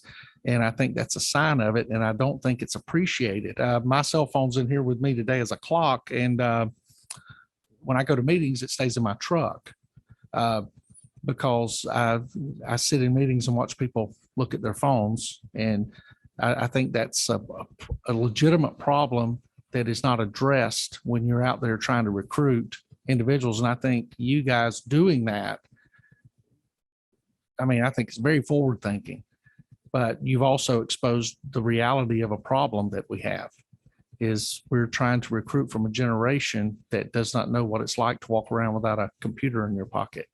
And that is a very dangerous thing.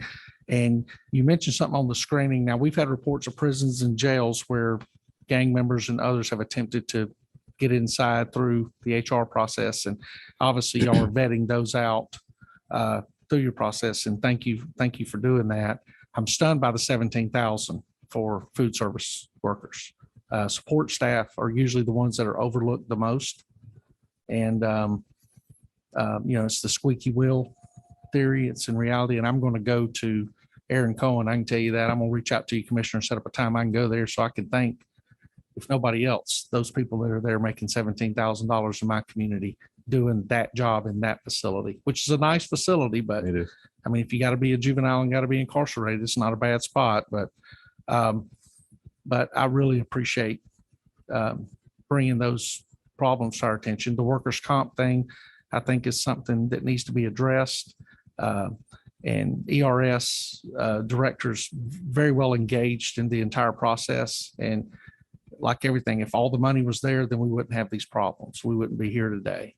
But the fact that Senator Orrock realized there's an issue with retaining employees and pensions and for them to be able to be in an environment where if they want to take their pension and go somewhere they can, but at least they should be in an environment where they get a livable wage while they're working and post-employment years after they've dedicated themselves, especially making money that qualifies you for food stamps and peach care for kids programs. So, my hat's off to you and what y'all do and the staff of people that y'all can convince to come there and work in that dangerous environment.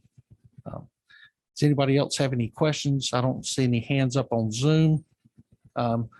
Commissioner, thank you so much. We'll be reaching out with some follow-up stuff just to get some numbers to help us as we move forward. But thank you very much. Thank you. Thank you all.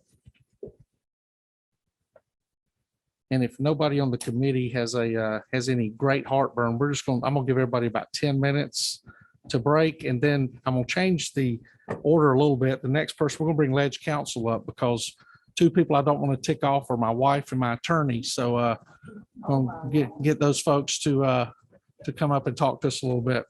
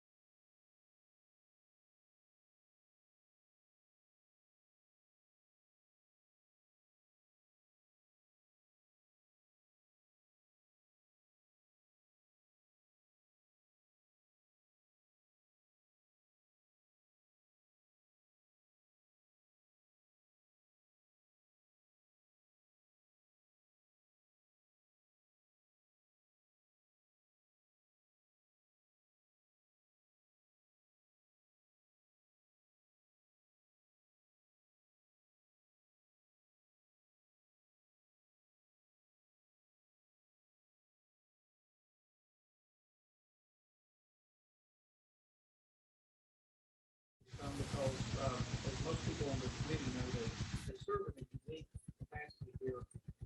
That is absolutely vital, not do the job we do without them.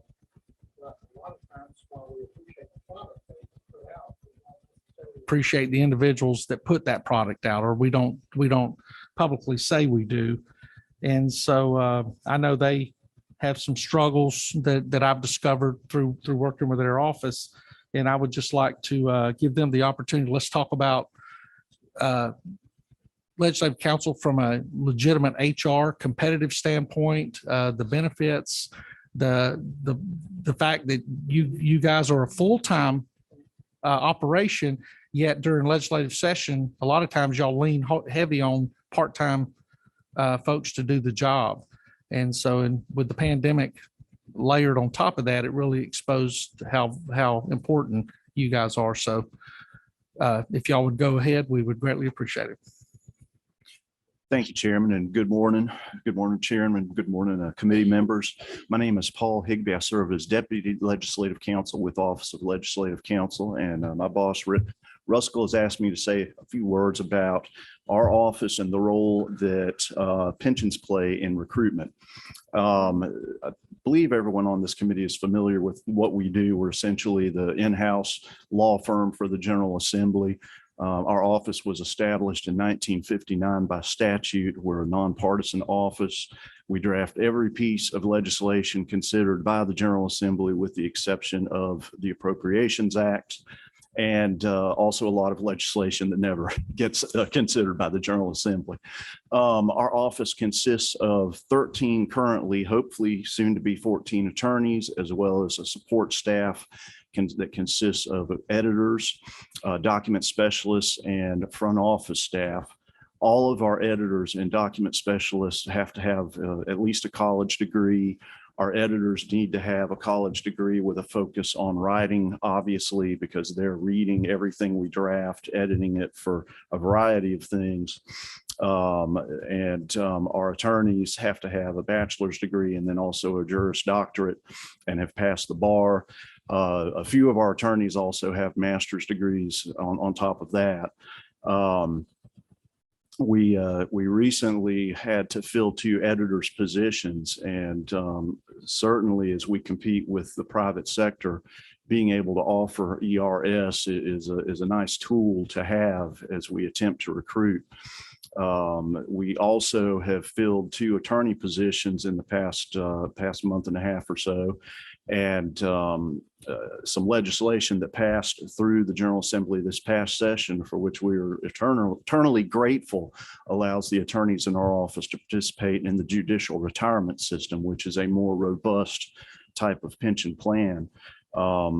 It is not uncommon for attorneys who come to our office, and I'm one of them, to leave the private sector mid-career and come to this office. And it's not uncommon for those attorneys to accept a pay cut in doing so. And it's certainly, when you're having a conversation with your spouse about trying to make the decision, in my case at the time, having ERS was something I could say, well, yes, but here's something that I never would have had in the private sector. And of course, now with JRS, that is an invaluable tool for us to use as we try to get the best legal talent we can to serve both chambers. Gosh, Rick, do you want to add anything to that? Yeah, I'll be happy to. Good morning, everybody. Rick Ruskell. I'm the Legislative Counsel for the Georgia General Assembly, and I would just pick up on the theme that Paul started off on. I don't want to blow our own horn too much, but over the years, as the chairman started to point out, it seems like the members have become more of a revolving door and they come and go faster than they used to. It really wasn't that long ago. In fact, when I first started here, where there were representatives, senators, certainly chairman, Senator Orrock can attest to this, that had been here 10, 15, 20, 25 years, and they were the main holders of the legislative institutional knowledge that went around here. When a new member was elected or something, they were taken under their wing and given given the crash course on how you do things around here, how you get a bill passed, what you say, what you don't say, who do you talk to, how does this work, all of that stuff. Over my course of working as first a deputy legislative counsel and now as legislative counsel, that has slowly but inevitably and undeniably changed. The members are they're turning over much more quickly. The leadership seems to be turning over not as quickly, but the chairmanships definitely have been turning over quickly. So woke up one day and we found out that all of a sudden we are becoming the repository of a lot of the institutional knowledge that used to be shared amongst members, and certainly the legislative knowledge of how do you do this? What does it look like? Who do I talk to? What committee does it go to?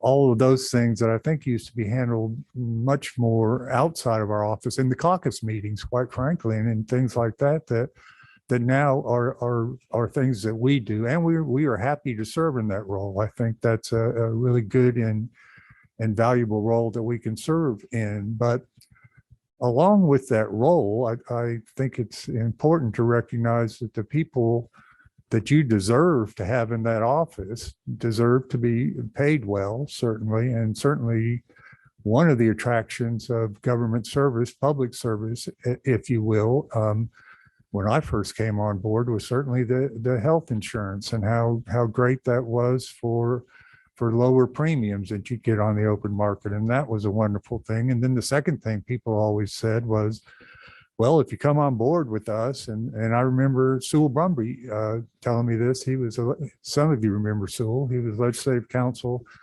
too before me. He goes, well, Rick, you're not going to make as much money, but we've got this retirement system that is really good. And I was also mid-career, like Paul was, and took that home to the family as well, and was a pay cut for me, fairly substantial, but balancing everything out and running the numbers and running the figures and stuff, it made it seem like a good decision, and I've never regretted it looking back, and it's worked out well for me and my family, and I'm certainly not complaining about that.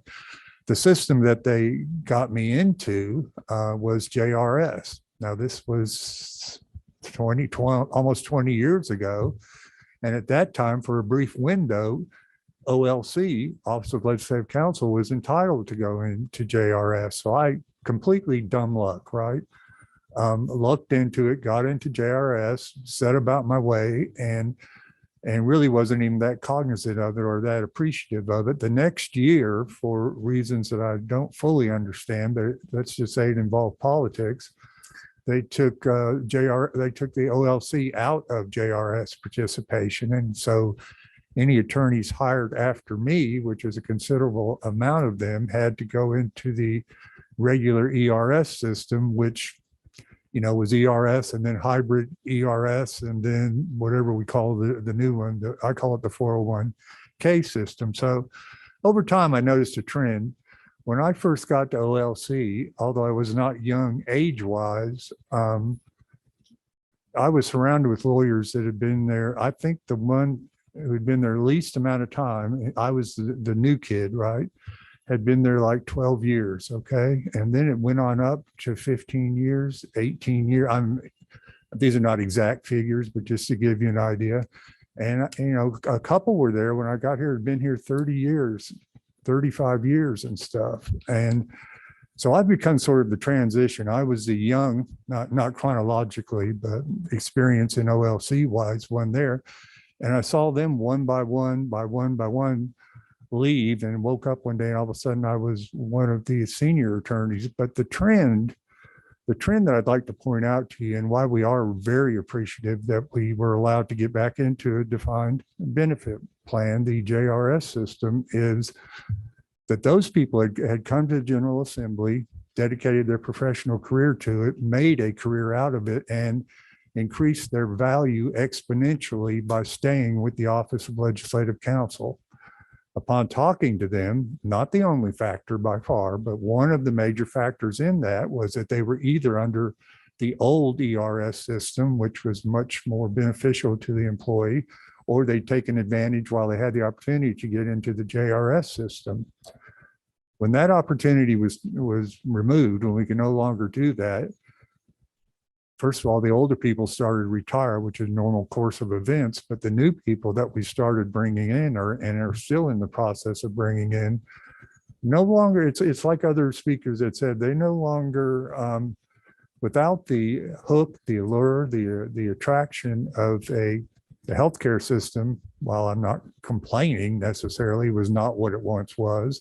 But also the most important thing to them was the newer ERS systems they were being offered no longer were something that would hold them here. First of all, they were becoming more and more portable, which, is one of the big reasons it wouldn't be holding them here, but they're also less beneficial, that if you put your time in, you would be rewarded with a better outcome at the end of your career. So what has happened in our office is the old ones have retired, and I have found myself, in order to replace the experience, having to look for really mid-level career people to come in here. If I hired an office full of first-year attorneys, second-year attorneys, just out of law school attorneys, they could come from Harvard. They could be the brightest and the best and the best, have the best education of any attorney you could find out there, but they would not be able to serve this General Assembly in the manner to which they have become accustomed, I hope, because I think we provide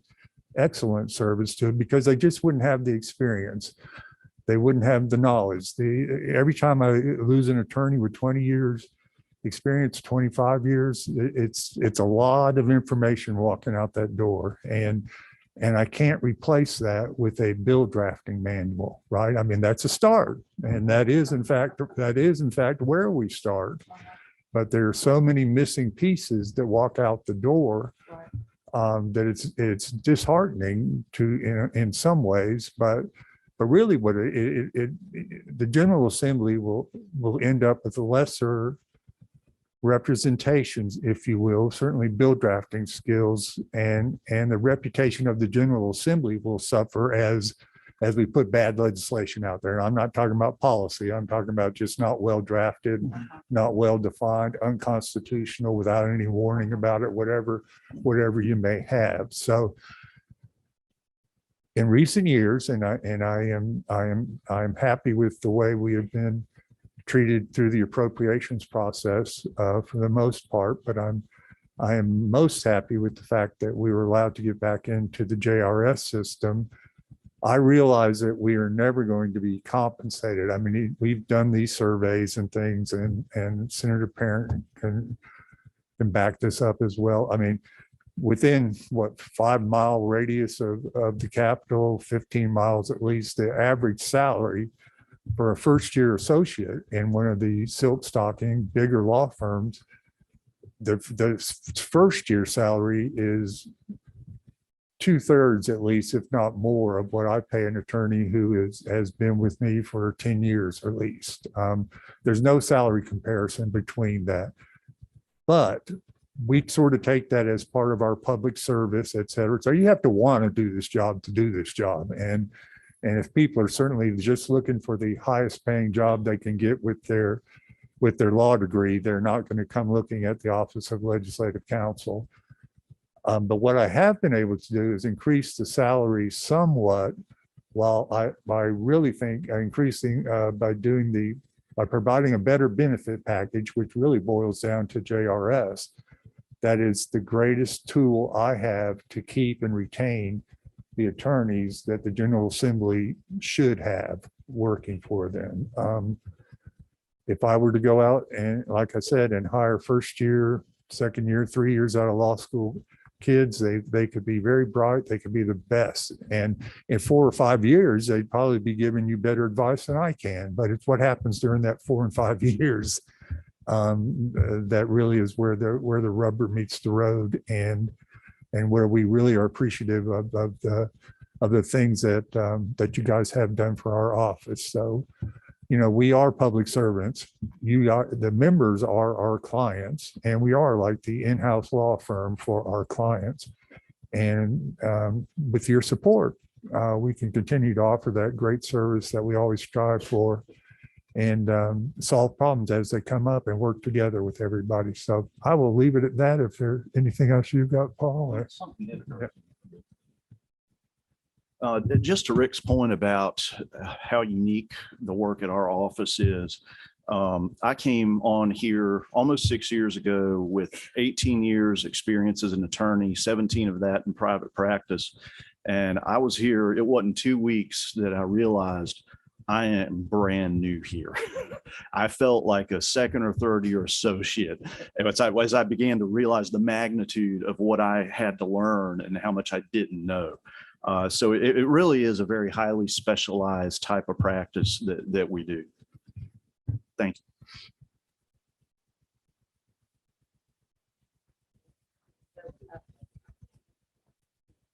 Thank you, Mr. Chairman. Thank you both for being here, and thank you for everything that you do for all of us and the state. It sounds like, just trying to sum up a strong takeaway, really you're saying, JRS is really critical, and before that ERS, but JRS being even better. And even with some of the, since we're focused on retirement benefits and, as well as, compensation, but we're focused on retirement, we're doing pretty well with OLC in that regard. Yes. I think that's fair. That's why it was so critical. And with the help of Chairman Robertson and others on both sides, it was very critical that we got that passed. And yes, that alleviated one of our biggest problems as far as retention goes. Good. But good news. Yeah. And Ricky, you said something there. It alleviated one of your biggest issues, and having been in the courtroom most of my career, getting grilled by your peers, we alleviated one of them. So what would be another one that you think is an obstacle? Well, it gets back to the pay scale. Our pay scale is below market rate for what an attorney with X amount of years experience would normally get. Unlike some of the people who were speaking earlier, if somebody like, I'm not giving you any ideas, if somebody like a Paul with the contacts and knowledge and experience that he has gained working in our office were to shop himself to a government relations firm, and we've seen it happen, within 10 miles of here, Paul would be looking at a most likely, except it would be without my recommendation, most likely a substantial pay increase. But that's not a problem for OLC only. That's a problem for government workers, for public sector, but that's also not an excuse to not look at that occasionally. And I'm not asking for it to be trued up as far as us getting to market value, but to keep moving steadily in that direction. Even if it's a 2% increase a year, right? If it's a 3% increase, or if it's a raised pool based on my recommendation, things like that. So that's a goal. A goal would be to continue to increase the compensation of the professional staff and our support staff. Paul mentioned, and I do not want to neglect them. I have people who have worked with me as editors for 25 years, right?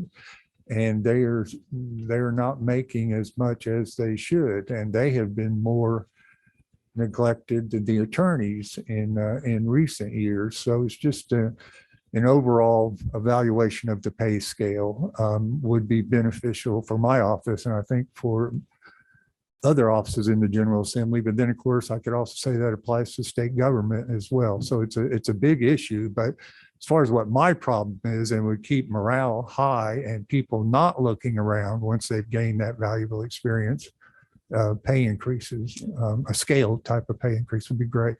But I always had a bad habit of offering all the advanced training I could possibly offer to those who surrounded me, my support staff, knowing that any day somebody was going to pick one of them off. And I guess probably one of my mentors, dear friend Pete Robinson, is a perfect example of what you talked about somebody with some government experience and having that law degree being picked off by one of those government affairs firms and Right. making a successful career out of it. What is the average starting salary for that new attorney walking into the door? Yeah, the new attorneys that I recently hired, and I'm not going to divulge exactly, but Right. I'm hiring them in the 95K range. Now, remember, I'm not hiring people right out of law school. These are attorneys. I got one from the Department of Insurance. I have a hole in my insurance sector because I had an attorney leave, and she's worked there for 17 years. So so that I think we did well there. We got a lot of knowledge for a good salary. I would expect she could do better than that in the open market, but she also has a public servant. She wants to do this job. So, I'll say around 95 to 100 is what I'm hiring experienced attorneys at. If I were to hire somebody right out of law school, I would probably try to get them for around 85, 75, something in that range without the experience. So I can't pay for experience as much as I should, but I can pay for it somewhat. And that's what I'm trying to do. Well, I think having been beat up in the well by more than one attorney in the legislature, I can tell you right now that an out of law school attorney, no matter what their field of expertise, I think the water is way too deep and way too cold in what goes on here in this building for them to find themselves through a strong piece of legislation with the use of a shall, a may, or an and, or some other things that the value you're offering in between the 85 and the 95 is a very tiny bit for the Yeah. quandary we would find ourselves in very quickly. I agree that, but Yeah. then I've got, and I totally agree. And that's part of my dilemma is also the thing of compression though, right? Because then I've got people who've been with me for 10 years who were hired way, way down the scale. And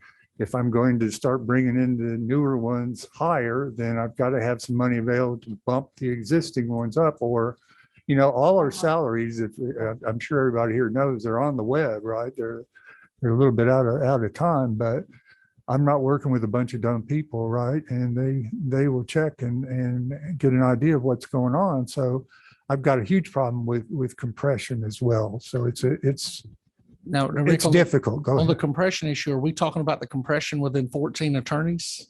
Yes. Not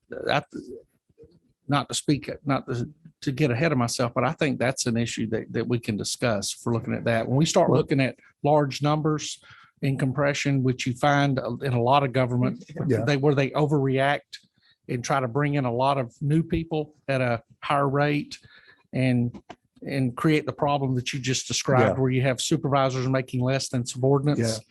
So I think that's that may be a great experiment to look at your staffing. Yeah, I will be happy to help you with that. That's one of the great things about OLC. We're small enough not to really make a blip, but it can do a lot. You can get a lot of bang for your buck by investing in us. And yes, I would love to. I'd love to take a I look think at that's a it. perfect lab to look Yeah, at that. It is. It is.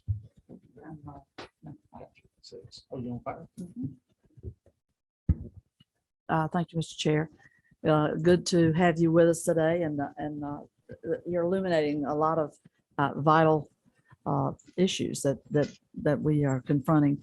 I don't think I heard you talk about retention, and of course, you've heard some of the earlier testimony and what a massive challenge it is.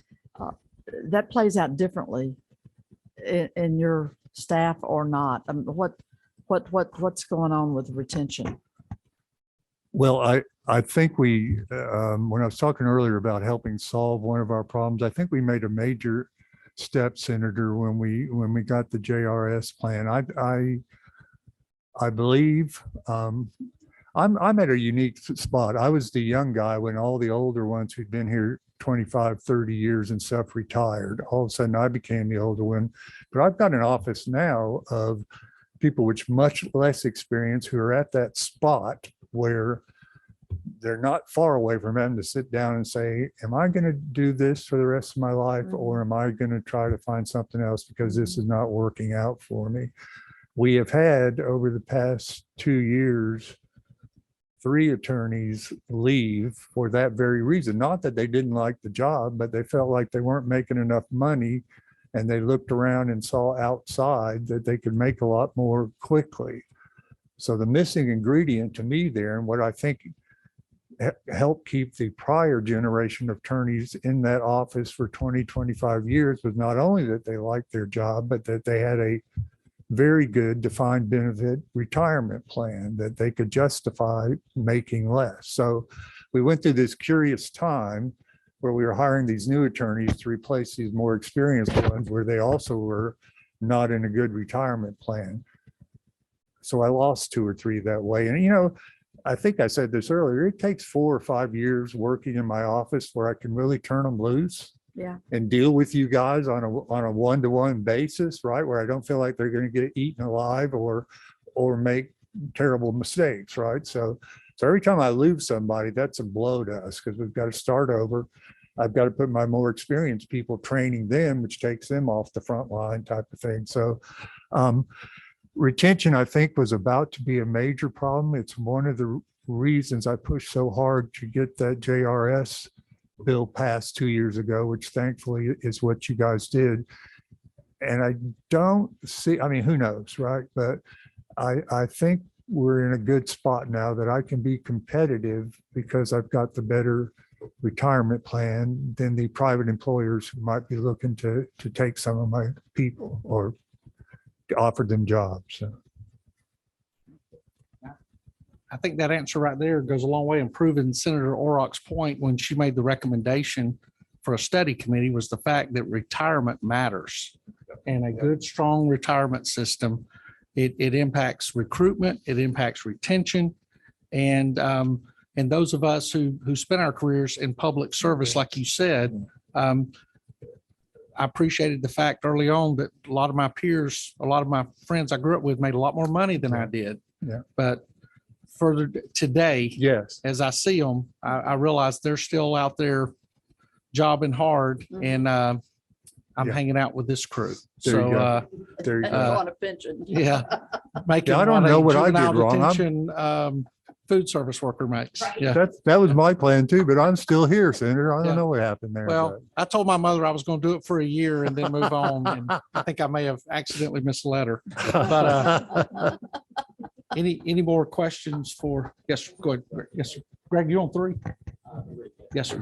Sorry. Thank you. Direct. So based on what I'm hearing, do you have what your average tenure in years of service has been? I'm assuming, well, as folks have been retiring, the average tenure in the office has been declining. I was just curious. Absolutely. I was just curious If you're what- talking about the attorneys only, I really think, and I don't think I'm exaggerating, when I first came to this office, I was sort of overwhelmed or overawed or something, because most of them, I would say the average tenure at that time was up in the 20, Yeah. 24, 25 years. You remember David Bundrich, Sewell Brumby, Wayne Allen. I mean, I can go on and on. Now, I would think our average tenure, see, we just lost Jeff Lanier, who had been there forever. Betsy and I are still there, but I would say the average tenure is 8 to 10 years. 8 to 10, and it might be 6 to 8. It's really, but we've passed that initial training, which is why I want to keep these ones here, right? They're now functioning. They're smart people. They're trained up, and we need to keep them, right? It And speaks to keeping the institutional knowledge. absolutely, and yeah, just everything that goes along with being a legislative counsel in this place. It takes training, and it is unique. But yeah, I'd say 6 to 8 now, but trending upwards, hopefully. Thank you. And I think the unique part of it is, and something Rick brought up in that, is that, you know, the legislator that I grew up under and got to know well in my community was Tom Buck. And Tom had almost 40 years in. Exactly. Great, one of my closest friends. And now there are people that came in with me that are gone already. And so when they walk into the office, one of the attorneys over there, they're starting from scratch. And to have a 10-year tenure is okay, but it would be so much better to have a 20, 25-year tender employee. That's it in a nutshell. That's exactly it. Yeah. Yeah. You're just reacting. You're just reacting to all this going on around. You don't really have your feet on the ground yet. Yeah. Yeah. Yeah. And no, absolutely. And in my profession, we didn't call you a veteran until you had 6 years in the can. And then we'd say, okay, maybe he or she knows what they're doing now. But the thing that makes us unique, and I know in any government body, everybody wants to be compared equally across the board, but there are critical requirements to get the job done. And I do not think we can overstate the critical requirement of an in-house law firm in the General Assembly and the value they bring to everything we do. I can't even begin to think about how many times we'd have to back up and fix things and repair things if we didn't have somebody, especially with case law changing daily and decisions being made and everything else. So I think we do have to prioritize everybody and make sure that we take care of the critical thing. But Rick, you brought up a great point. I'd love to sit down with you on the compression issue. I think that is a thing we can go through and actually solve. And I at the agree. same time, take that model and see how much we can scale it, whereas we move forward and find that in other parts of government, because I hear people all the time talk about salary. I can tell you in my profession, which is law enforcement, and some people will speak different than me. But I think I spoke to some of our friends from the Department of Corrections on the break. Salary's not the thing, but you let somebody with less time make more money than you, has nothing to do with the salary. It has something to do with how much you think they value you. And Exactly. that is morale, and there's where the impact comes in. So That's exactly correct. that gets to the solution that Senator Orrock, I think when she proposed a study committee was pushing toward, that how we add value into people's lives while at the same time preparing them for when the years after they didn't go to that silk stocking law firm, There you go. they're taken care of for the sacrifices they made early on. You summed it up better than I could have. That's exactly I've been right. in the courtroom with a lot of There you go. attorneys. Yeah. There you go. I It's, just it's don't rubbed, think it's much rubbed time. off. It's rubbed off on you. I So. listen good. Thank y'all guys. Okay, Thank you very you. much.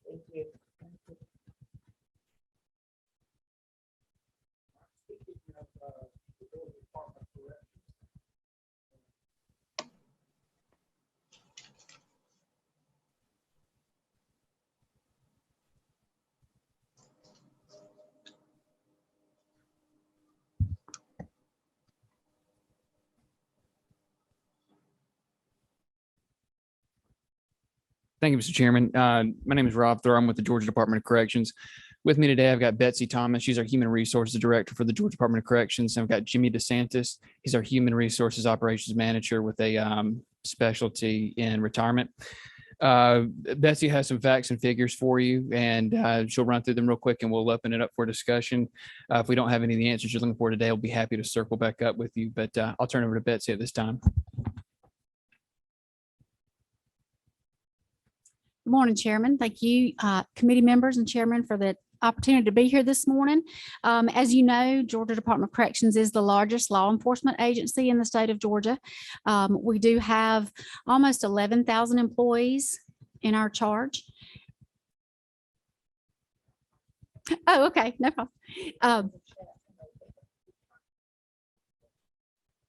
Let's see, who was it? Is it the professor? Yeah.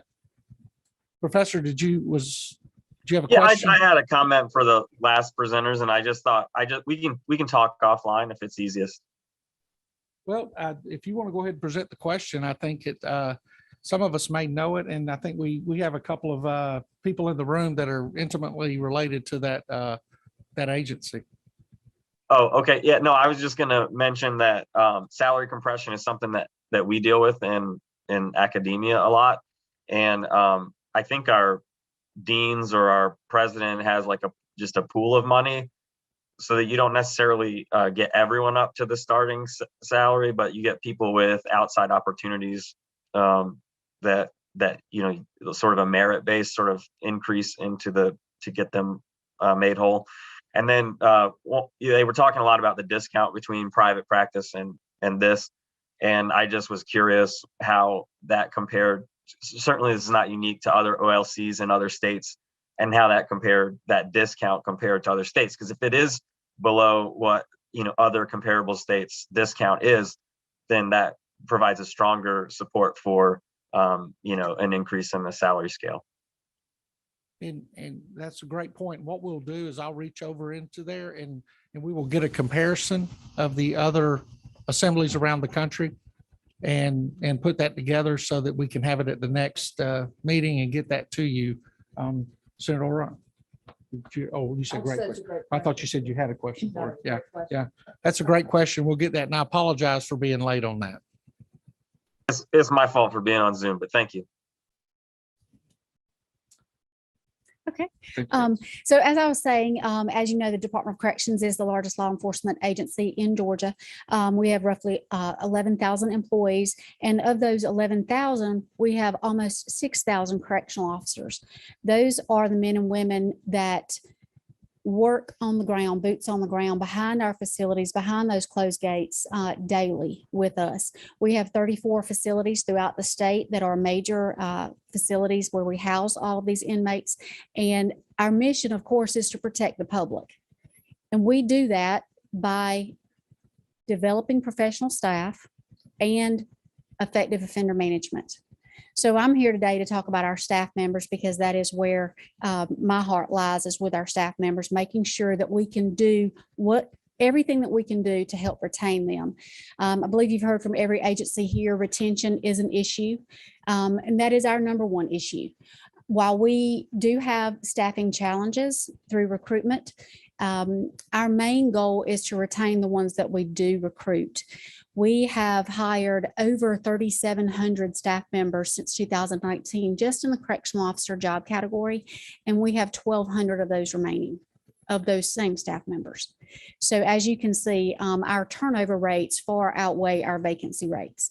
Part of our turnover has to do with morale inside the facility. As I was speaking with the chairman, it's not all about the money.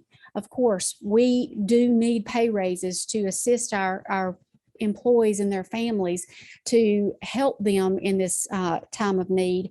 But a lot of our issues stem from what's going on inside the facility with morale. We talked about morale. We talked about how they're treated. I believe you brought that up, Chairman.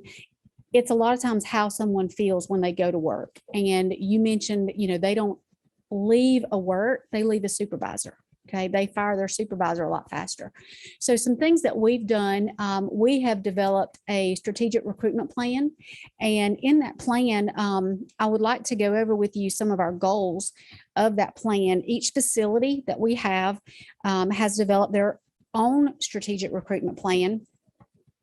And of course, our number one goal is to recruit correctional officers throughout the state. Of our 34 main facilities, they're located from North Georgia, the tip of North Georgia, all the way down to the Florida line. So we have got a vast majority of our facilities in rural areas. So we have to come up with creative ideas to recruit our staff members. We also wanted to make our hiring processes more efficient. So what we've done is we have gotten our hiring process down to, we can have someone interviewed and a job offer made in the same day. We've got what we call mass hiring events. We have those throughout the state where we do everything on site. We interview them. We do the PT test. We do the drug test. We have our acuplacer test. We have our integrity test, and then we schedule them for a physical. Prior to scheduling them for a physical, we of course have to make a conditional offer. So if they have passed everything that I've mentioned, along with a background check that we do, then we make them a conditional offer and go ahead and schedule them a physical. Once we do that, provided the applicant does what they're supposed to do, we can have them on board within 30 days. That was a major challenge for us several years ago. It was taking 60 to 90 days to get someone on board. And by that time, they've already gone and gotten another job somewhere else. So we decided that we had to make our hiring practices more efficient by doing that. We have set monthly recruitment goals. for our facilities. We have put a recruitment lieutenant inside of our main facilities, and their goal is to strictly do nothing but recruit in and around that community. They're supposed to be building relationships in and around that community, having hiring events. You may see several of them at your local festivals. If you attend, we had some at our Apple Festival in North Georgia just this past weekend. We will have them at the Perry Fair in October, set up there with a booth to talk about what type of benefits we can offer them as employees, talk about corrections. We're having to think outside the box. You and I talked about outside the box recruitment on the break. And we've done things that we normally would not have thought about. I'm sure you have seen gas station TV. Right. So yes. So some of you in some areas, when you go there, you may see one of our videos that our public affairs office did, and it's a recruitment video. Everybody has to get gas, right? And those are ways that we can reach out to the public. And a lot of people in a lot of these communities, they don't even think about corrections as being an option. You know, maybe a lot of them have never heard of it. So we've got to get the positive word out there that we are a great place to work. So we've thought about fishing magazines, hunting magazines, right? Hopefully if somebody is hunting and fishing, they can pass a background check with us. That is our major fall, if you will, in our recruitment process. Is a lot of our applicants can't pass the background. Of course, you know, with us being a correctional facility, we are guided by post guidelines. They have to go through the post application process and be approved to go to our basic training. And if there are certain things on their background, then post will not approve them.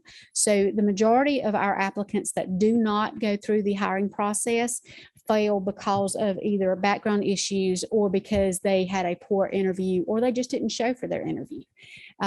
In the recruitment process, we do have a lot of applicants that apply and never follow through with the process. So again, that is one of our major issues. Once we have our recruitment goals met, then our focus is also on retention. We've got to retain these employees. We lose 70% of our correctional officers in the first 2 years. Within the first 6 months, we lose 40% of them. So just like DJJ mentioned, you know, they lose most of theirs within the first 6 months. We fall into that same arena. Sometimes it's because they don't know exactly what they're getting into before they sign on the dotted line and become a part of us. So we do have an FTO program that we put them through. Their first week at the facility, of course, is going through orientation and pre-service orientation, so they kind of know what to expect. And then we leave them on the ground working with a certified correctional officer for at least 3 to 4 weeks prior to sending them to basic training. We want to make sure before we invest in that employee, the amount of money that it takes to send them through a 5-week training program, that they understand what they're going to be doing. We put them all on different shifts so that they know in that first 1 or 2 months, they're most likely going to come back to first or second shift, and this is what I'm going to be faced with. 60% of our correctional officers are female. So with that, that brings additional challenges of single parenthood. So working a 12-hour shift sometimes is not suitable for single parents, whether they're male or female. So, you know, there are some challenges there that we have to overcome as well. Once we put them through that training program for 3 or 4 weeks, then we send them off to our basic academy, which is in Forsyth, and that is a 5-week training course. It is mandated by post, and what they do at this academy is they go through firearms, and then of course they go through a 4-week training course to know what to expect when they go back as a certified officer. That costs approximately $11,500 per cadet. So if we are hiring these officers and putting them through training and then losing them in 6 months, that is a lot of money that we've invested that we've lost. So one of our main issues is to hopefully try to retain them at least for 2 or 3 years. Statistics have shown that if we can keep them past that 2-year mark, then we've been successful, and more than likely they will remain with us as a state employee. Our average tenure for our employees right now is 6 years, 6.7 years. So we need to really increase that, get them past that 10-year mark where at least they're vested. And hopefully then they will understand the benefits of state government. With our goals, once we get them back from basic training, in the first 6 months, they are with the certified correctional officers as well. And at the end of their 6 months, we give them a 4% increase. So while they begin making $31,000, we give them, as part of an incentive, an increase of 4% at their 6-month mark. We began that approximately 2 years ago, Jenny, 2 or 3 years ago. In an effort to try to help retain them, we felt like if they were getting an increase every 6 months, that would at least hopefully help keep them for the first 2 years. Once that 6-month period is up, they get that 4%. And then at the 12-month mark, they become correctional officer 2s, which they get a 6% increase. So from a correctional officer 1 to correctional officer 2 is 12 months, and you get a total of 10% increase. After that, they are eligible to become a field training officer, which comes with a 5% supplement at the 18-month mark. They can become mental health multifunctional officer with a 5% supplement. And then they also are eligible to apply to become sergeant. So we have different ranks within the first 18 months of employment that we are trying to give them opportunities for growth and an effort to retain them. Once they become sergeant, then basically it's another 6 to 12 months and they're eligible to become a lieutenant. And from there, they're eligible to become a captain or a unit manager. So we have the ranks that give them the opportunity for growth. And we have put training in place also for our sergeants. They have to go to Sergeant's Academy to hopefully teach them how to become supervisors before they actually become a supervisor, because that was one of the main issues that we were seeing when we did the exit interviews, that, you know, people, they don't know how to talk to subordinates, especially if they're around the same age as their subordinates. So there was really a gap in communication there. So we thought we would put them through the Sergeant's Academy. Then we have a Lieutenant's Academy, which incorporates supervision and management classes as well. Throughout our entire career, we can go all the way up. Each of our levels have academies that we put them through for training and professional development, along with supervision classes, up to include even getting their master's degree through Command College with Columbus State University. Some of you may be familiar with that program for law enforcement. We're hoping that we can set a time frame for our employees to show them what they can become if they will stick with us. Some of the things that they say, of course, are the retirement benefits. We were talking about earlier, the old plan, the old plan, and then the new plan. You know, everybody calls it something different, but we do not have anybody that's left under the 90% plan. We do have a lot of staff members that are under the 60% plan, which is the new plan, right? And then, of course, we have a lot of staff, most of our staff are under the GSETS plan. One thing that we do find when we do surveys, when we talk with new recruits, when we talk with our current staff, is that they do wish the retirement would go back to either the 60% plan or, of course, the 90% plan. So that is one thing that they do mention. We are the lowest paid correctional officers in the surrounding 6 states. So we have done comparison with South Carolina, North Carolina, Florida, Tennessee, and Georgia and Alabama. Yes, I've got Alabama. And we are the lowest at 31,000 out of all of those states for our correctional officers. A lot of our correctional officers do end up taking on second jobs to help supplement their income, or they sign up for the mandatory overtime because, you know, they do see that as supplemental income for their family. One thing that would help us with ERS, I believe, and with retention, I'm sure you're familiar with the law enforcement requirements or special provisions for retirement of the age of 55. There's a list of law enforcement agencies that are included in that. And unfortunately, correctional officers or Department of Corrections was left out of that. So that would really, really benefit us if we could be considered to be included in that. Yes. Right, that's correct. You do not have to retire at 55. It's 20.1 retirement age at 55. It includes public safety, Georgia Bureau of Investigations, natural resources, Department of Revenue, but it does not include Department of Corrections. I think we're possibly the only law enforcement agency that's not included. When was, do you recall when this legislation was? I don't, no, sir. Do you recall, Director?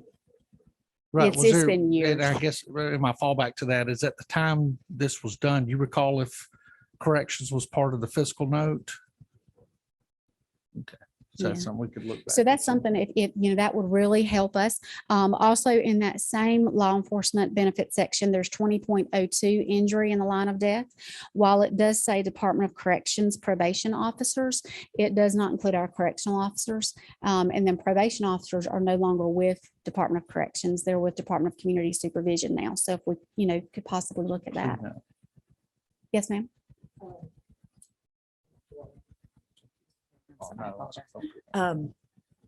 So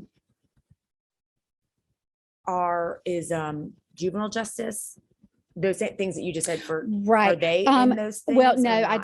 do not see juvenile justice in there as well. So are you looking at the, this packet that, or no, you're looking at No, something no, else? no. I'm sorry. I'm looking just at the law enforcement benefits through ERS.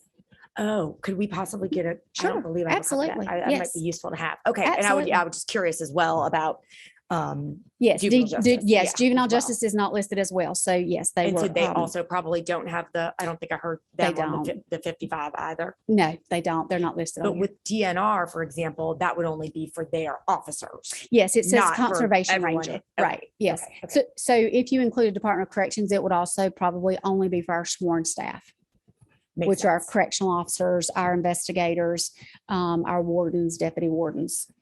Quick follow-up, if you don't mind. Do you, Sure. well, I guess you wouldn't, since corrections is not included in the 55, this wouldn't currently be an issue.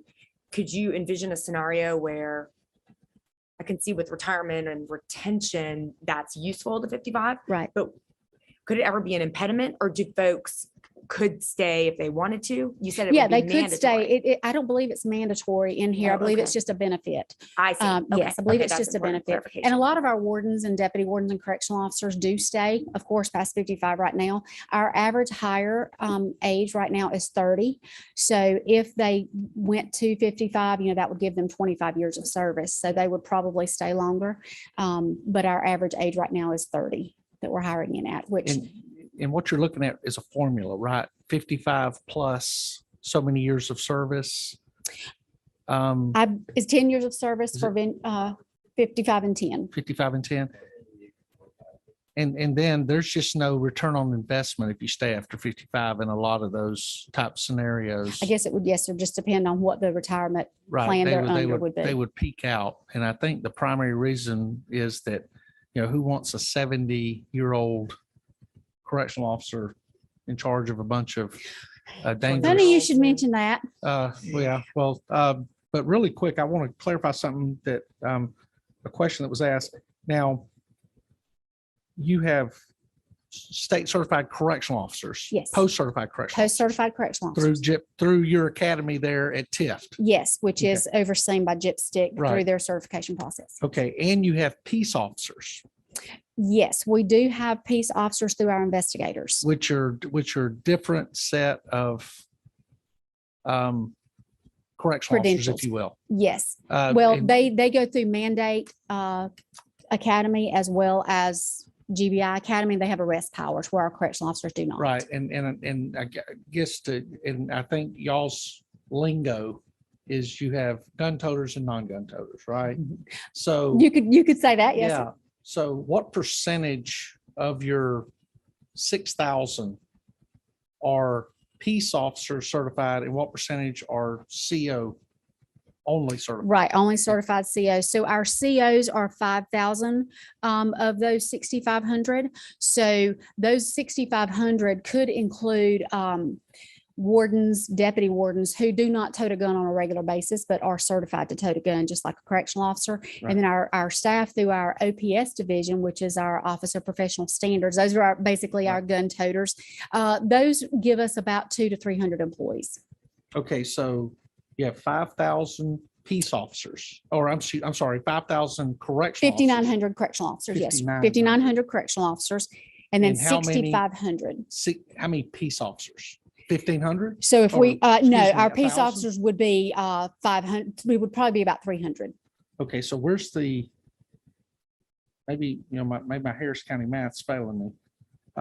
Well, when I say 6,500, I'm including the sergeants at the facility, the lieutenants, the captains, the deputy wardens. Right, but they carry a post certification also, correct? Yes, just like the correctional officers. So Oh, that so- 5,000 is just correctional officers. Okay, so you could be a state certified correctional officer carrying the rank of sergeant. Yes, Or you could be a state certified peace officer carrying the rank of sergeant.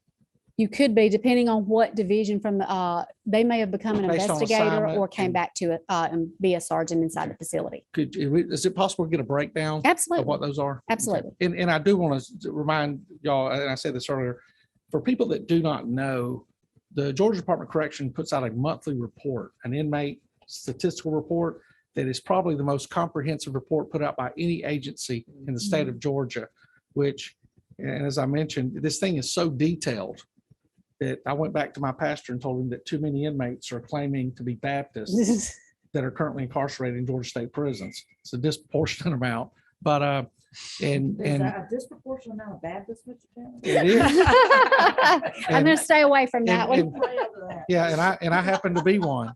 And I was speaking to Macy out of the LG's office the other day, and she and I looked at the report, and the detail is amazing. And It I is. just want to thank y'all for that. And so to ask for the statistics, I'm sure y'all have them We close do, by yes, somewhere. we have them very close by. Um, Yes, sir, we can get this. And the reason being is I know there have been issues in the past where state law was passed that positively impacted the peace officer Mm-hmm. side, but failed to do anything on the correctional officer side.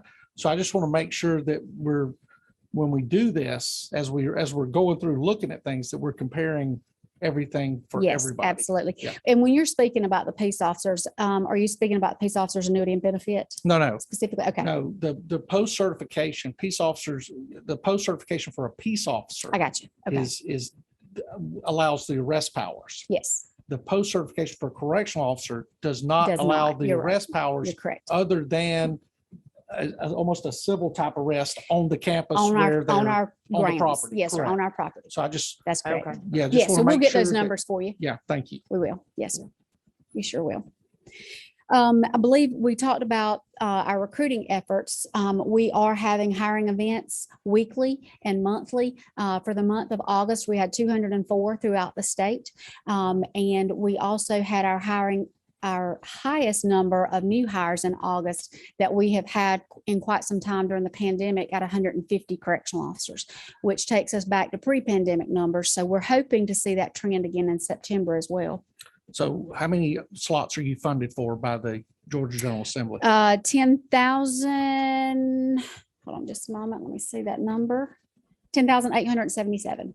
10,877? Yes, yes, sir. And how many do you currently have employed? Employed, we have 5,932 correctional officers.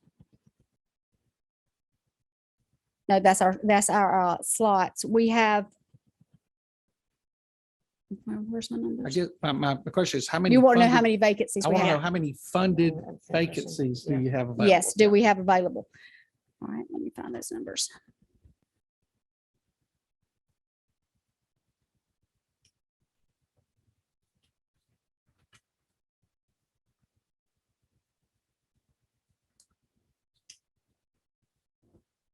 We have 3,500 vacant security positions. That's a whole lot. Yes. Now, not all those are COs. Some of those go up from sergeant, lieutenants, deputy wardens, that And- rank. and So just that a- includes all of our security But as a positions. point of clarification, I was working with Carl Vincent at UGA and looking into a prison, I was interviewing a captain. Mhm. And when I asked her daily responsibilities, she was doing the job of a correctional officer because of manpower issues. Right, our So, challenges. right, so you could theoretically, or you could actually have a sergeant slot open.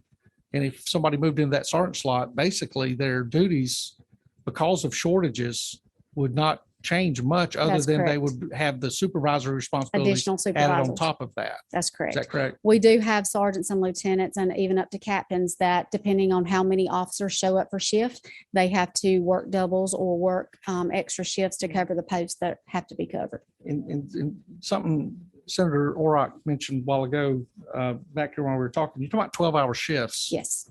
And we're talking about, and we'll use it as a single mom working a 12-hour shift. Her off days change every week, correct? They do. We work. So yeah, what days, how many days on, how many days off? So we work a 28-day work cycle. And out of that 28 days, if we are not working overtime, you only work 14 days out of a month. 1 week you have 3 days off and the next week you have 2 days off. Well, let's be clear. They only work how many days? 14 days out of a 28-day But they're cycle. working 14, 12-hour days. Yes, So if that's we correct. take that and break it into an 8-hour workday, then they're working as much as any other person. Exactly. And the reason I bring it up is you mentioned a 60% female corrections officers, and then you mentioned, mothers and childcare and Right. things like this. So working these shifts, mom may be off one weekend. And how many weekends a They're month? every other weekend they're off. So every other Every other weekend, weekend. a single mom is off, and the weekend she's not off is trying to figure out. Trying to figure out who's Life. going to help her. Right. Okay. Thank you. Right. Yes, Mr. Chairman. Sorry. Oh, no, no problem. Four.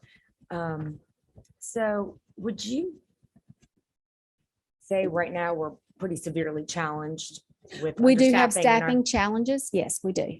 We are making it work because we are having overtime that we allow people to sign up for, as well as mandatory overtime. And then we have also some non-security, some employees that are in non-security positions, such as secretarial positions that have come out of a security position, but they maintain their certification. So they're helping us fill those posts as well on their off days. Okay, and can you say a little bit more about overtime and mandatory overtime? Well, yes. So at some of our facilities, it's mandatory overtime. We have lists that we call in for mandatory overtime, dependent upon how many people show up for a shift. So we may tell someone you have to be on standby because if I do not have enough people show up for this shift, I'm going to call you and expect you to come in. This is your weekend to cover. So basically that's mandatory overtime. In some facilities, we have it where they can sign up for extra shifts if they want to, because they are having staffing challenges. Do we pay time and a half We for do. overtime? We Okay. do. Now, correct me if I'm wrong, but don't we right now have a federal investigation launching do. into some of our understaffing issues and a variety of other things? We do. It would seem based on what I heard about juvenile justice, as well as what y'all are telling us, that we're in like pretty bad shape on both agencies. Well, I can't speak for GJJ, but Sure. in our They're said like situation. 97%. Right, That ours is, is like, not that. tenable. No, Okay. ours is not that. Definitely not. Okay, so let's Not focus even on you. near that. That Yes. made me just say, oh Yes. my gosh, that's. Yes, I heard that figure from them as well. Ours is not nearly that. However, with our inmate population, it is down right now because of the courts being closed during the pandemic. So we've been able to move bodies around and close some dorms inside facilities rather than close facilities itself. So by doing that, that has helped us with our staffing challenges. When the courts do open up, we are hoping that through this massive recruitment effort and retention effort, that we will be back up to our regular staffing levels when the courts start sending us cases again. But right now, we're able to manage it because our inmate population is down. So COVID has really significantly impacted Oh, significantly, yes. not only the inmate population, but also just This- recruiting. Yes, recruiting. We figured it up. It was cheaper for them to stay home. And so we were not having near as many applicants over the past year as we had in years past. We would normally hire anywhere from 150 to 200 correctional officers in a month, whereas during the pandemic, we have barely reached over 80 to 90 correctional officers a month. And a lot of it is, they were receiving the federal unemployment, they were receiving the stimulus checks, childcare credit. Their landlord was not going to evict them for non-payment. So a lot of those things really affected us and our recruitment efforts. Yeah, so folks didn't have to work. Right. They did not have to work, nor did they want to. Yeah, and so the job has to be, that a lot of that's ending, obviously, but when you get down to 31,000 for an extremely difficult job. Right. Look, the economy is different than it was right 50 years ago. Well, and where we're seeing challenges are like in North Georgia, we have a facility, Hayes State Prison. There's so much industry in that area that it's killing us because they're paying more than correctional officers. They don't have to put up with offenders every day. They don't have to go behind, gates. Even Buc-ee's. I don't know how many of you are familiar with Buc-ee's right off of I-75. They're paying $15, $16 an hour just to clean the bathroom. So why would somebody want to work with, corrections or state agency? So that industries throughout the state has improved, jobs throughout the state. So that has been a challenge as well. And we're not seeing it only in the correctional officer side. I think Commissioner Oliver mentioned food service, mentioned counselors. We're seeing it across the board, not just with correctional officers. Yeah. Thank you. You have microphone 5, Mr. Chairman. The pandemic has been referenced a bit, but there have been alarming numbers on infection behind bars. I think that I'm accurate in saying that. I'm going from the reports in the newspapers. Right. And that's a big disincentive. If someone wants to keep themselves and their families safe, to go into that setting where it's been reported by inmates and their families and advocates that there's a lot wanting in terms of safety measures behind bars. Well, we have put a lot of things in place. We have given the inmates as well as the staff the PPE, the proper PPE to wear. We can't mandate that they wear masks inside of our state facilities, but you say you cannot? We cannot. The governor has got Governor Kemp, yes, with it being a state agency, we cannot mandate that. But we have offered vaccines to our inmates as well as staff, and our inmate population has actually, the last count I heard was, 75% of our inmates were vaccinated. There are some facilities that have almost 100% of their inmate population vaccinated, which has, helped us tremendously. We've seen our numbers decrease as far as staff infections go, as well as inmate infections. So we're hoping that we're getting on the other side of that. And on a separate question, how long have you been running these 12-hour shifts? Because you accurately pointed out with the 60% of your is that 60% of your new hires or of your total staff? Total correctional officers right now are 60% female. Many, we can be sure, with child responsibilities for children and single family households. Right. And so has this 12-hour shift been a fact of life forever? Yeah, well, for as long as I've been in HR, and I've been there since 2015, and it was put into place several years prior to that. And actually, we polled the staff to see if we were to get back to regular staffing levels, would you be interested in going back to an 8-hour shift? And they did not want to do that. They enjoy having every other weekend off and 2 or 3 days during the week, when it is that alternate schedule. Thank you. Sure. Anything else for Department of Corrections? Yes, Okay. Thank you so much. Thank you.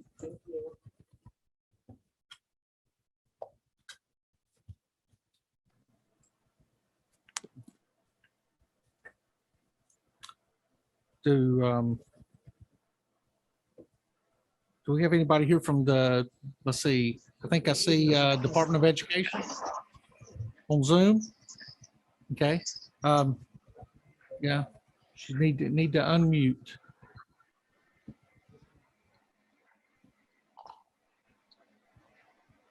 Unmute. Can you hear me? Yes, ma'am, we can now. Thank you so much. All right. Good morning. I am Marvita Turner. I am the Director of Human Resources for the Georgia Department of Education. And I'd like to thank you for the opportunity to speak about the Godot and the initiatives that we are implementing to hire and retain employees at our agency. Also on this call, I have Dr. Kenny Moore. He's the director of our state schools, and he will address their hiring and retention practices. The Georgia Department of Education, we have a total of 1,300 employees, which includes employees at our 3 state schools. Our employee base is basically educators, program specialists, and managers and coordinators. This also includes teachers and paraprofessionals and residential advisors that services our 3 state schools.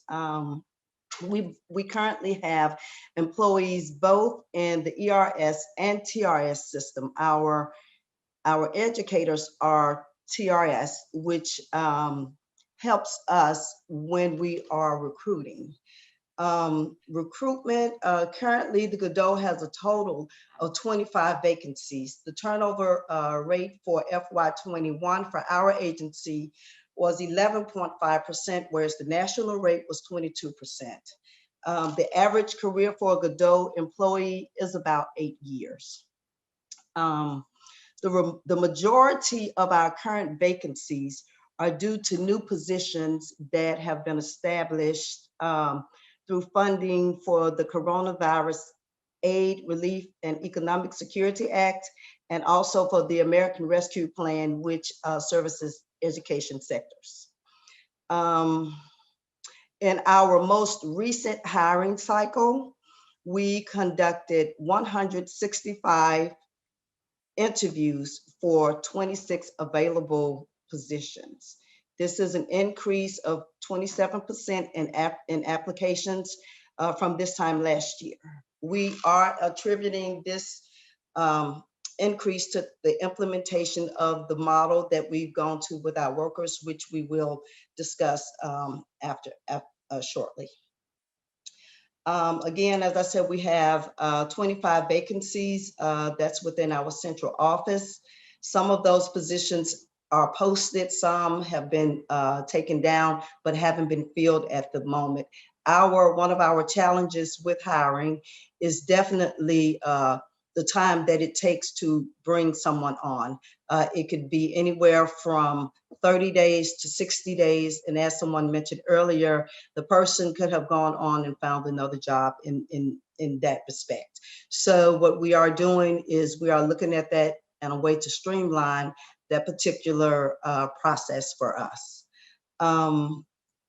As with everyone, we are competing with private industry, and for us as well as local systems where salaries can be 20 to 30% higher dependent on the position. An example of that would be our larger school systems. For example, Atlanta Public Schools. Right now, their starting salary for a coordinator, which is equivalent to our position of education program specialist. Theirs is $78,000 for no experience as a coordinator and $107,300 with 28 years of experience. Their average entry salary is $90,955. Whereas our pay scale, the minimum is $52,331 and it tops out at $91,579.45. This is with a master's degree and 5 years of experience. Our average salary until right before the pandemic hit was $70,000 for entry level. We did do a salary study and we upped that to between $75,000 and $78,000, which makes us a little bit more competitive.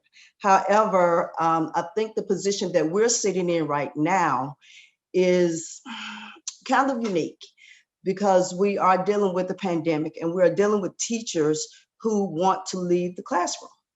So we've had an uptick in our applications and our processes, and also a lot of our applicants are coming from the school systems, and they are, as I mentioned before, they're already in TRS. So, and that transfers from the school system over to the state. So there's no break in their pension there.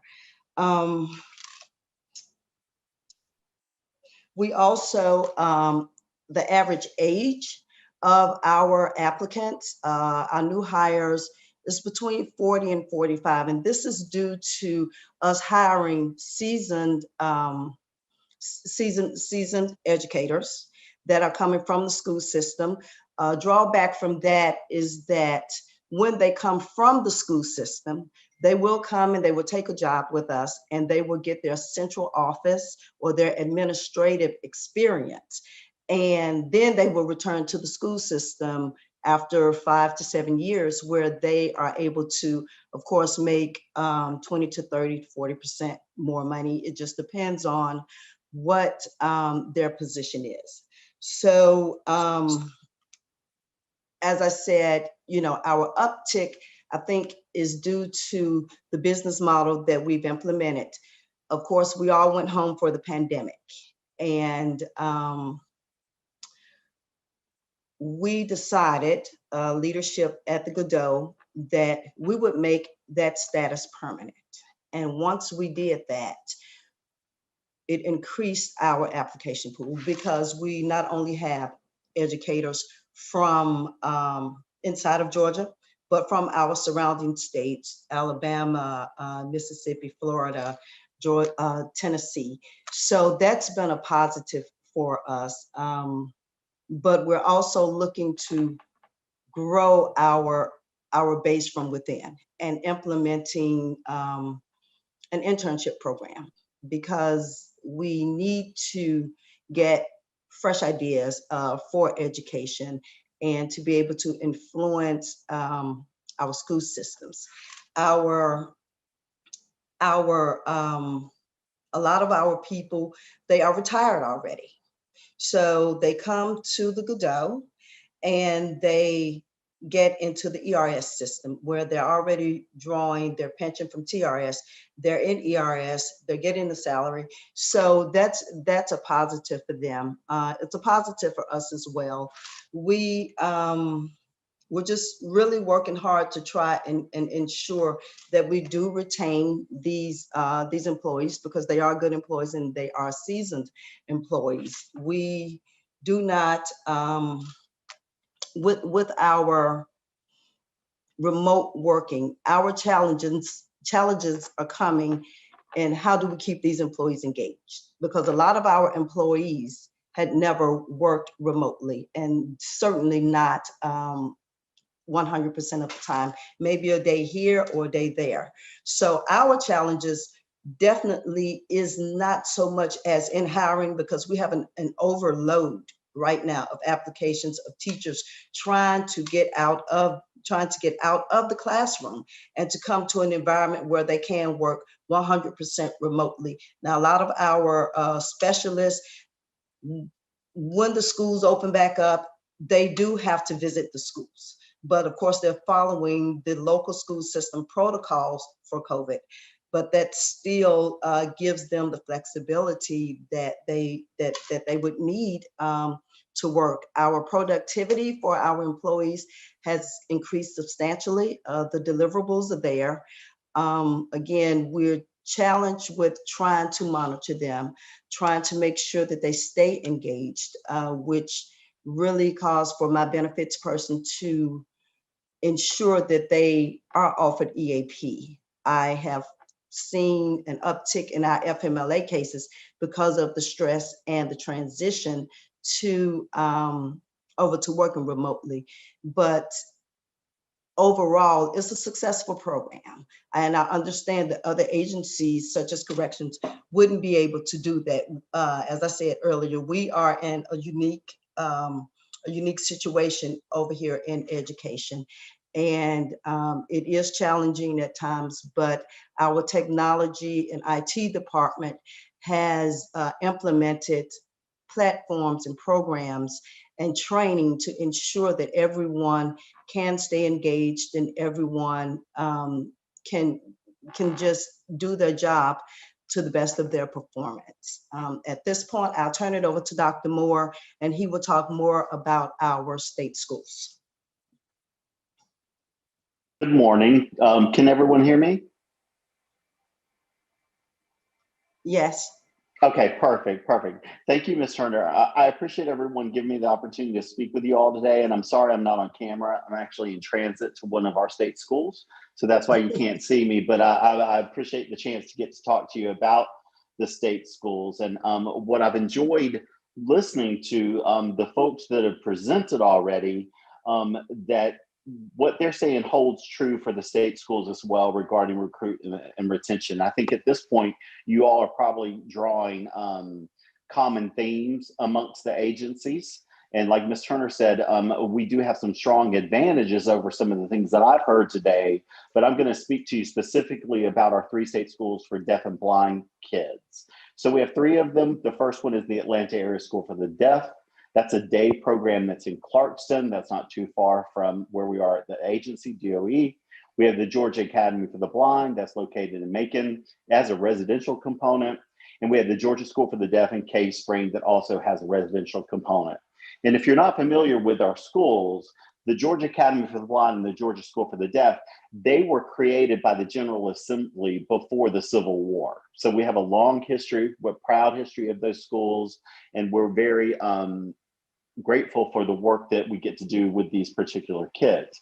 That said, we serve about 400 students, pre-K through 12th grade, as well as almost 500 children birth to 3 years old throughout the state through one of our early intervention programs that we have. So in the state of Georgia, and in accordance with IDEA, a federal law, we serve over 100 school systems throughout the state on the state's continuum of services for special ed students. So we serve students that typical school systems have difficulty serving.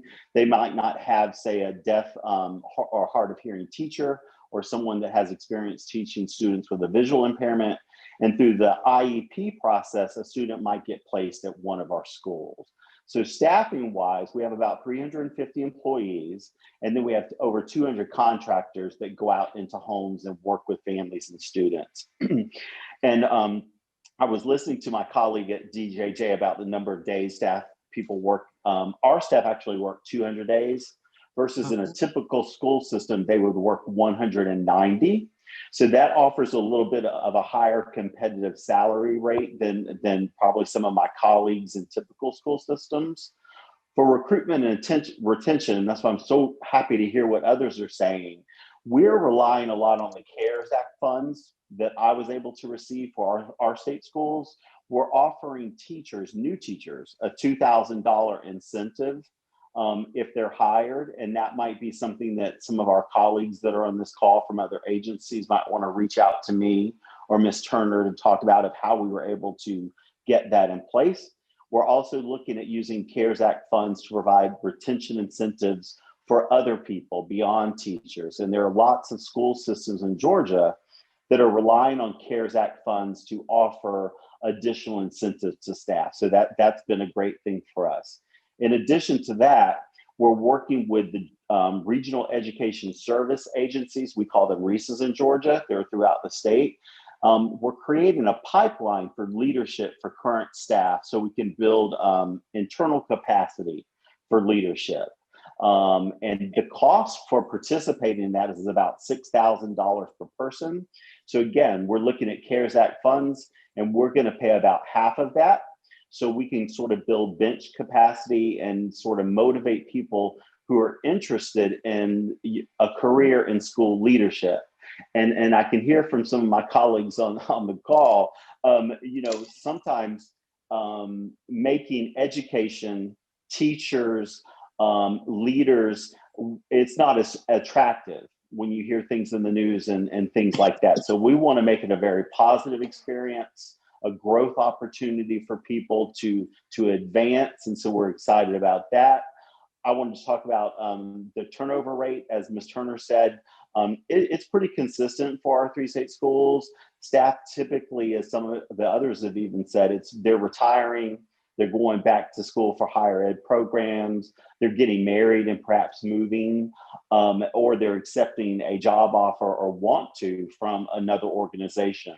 And typically what we do at our organization, if there's an employee and they have an offer in hand from another organization, the process that we follow is I'll meet with Ms. Turner and our chief of staff and state superintendent, and we might be in a position to make a good faith effort to counter that offer.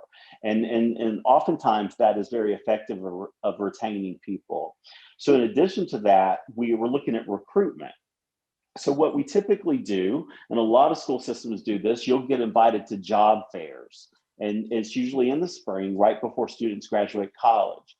That's far too late for our specialized areas for deafness and blindness, and probably for the others on the call. So what we're trying to do is to work with universities so we can get in there earlier, maybe their second year into the program, so they learn about state schools, and we might be something that they're interested in.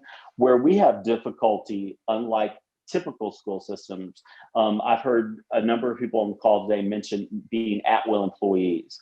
So I don't have the ability to offer a contract to somebody, which many school systems do, and they can.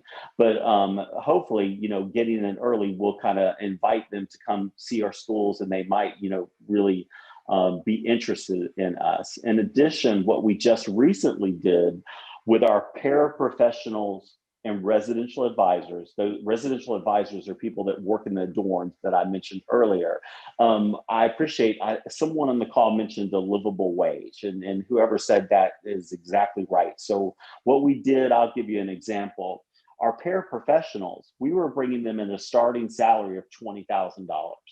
So if you think of $20,000 and you think of health benefits, if you have a family, I think currently I pay $500 in health benefits each month for my family.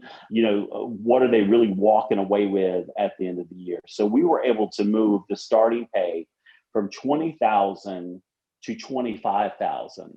And in addition to that, we were able to give additional incentives if these folks maybe have an associate's degree, a bachelor's degree, or a teaching certificate. Sometimes people have retired. I've heard other people say that they retire and then they come back under another retirement system.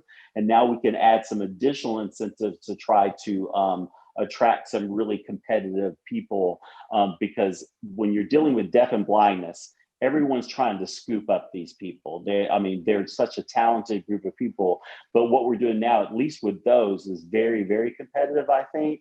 And then in addition, I can't remember the person that said it, but she did a good job. We are hired a recruitment coordinator for state schools. And one of that person's huge responsibility is going to be doing exactly what I said, getting to the universities, working with Ms. Turner and her staff and HR about how we can attract people in a more effective manner. And so far, retention's pretty good for us. The turnover rate is fairly low, I would say, after hearing what others have said on the call. So I think I'm pleased with that, but yet we still want to keep improving and helping deaf and blind students in Georgia. So thank you, Ms. Turner, for the opportunity to speak with the group today. And I stand ready to answer any questions that others may have.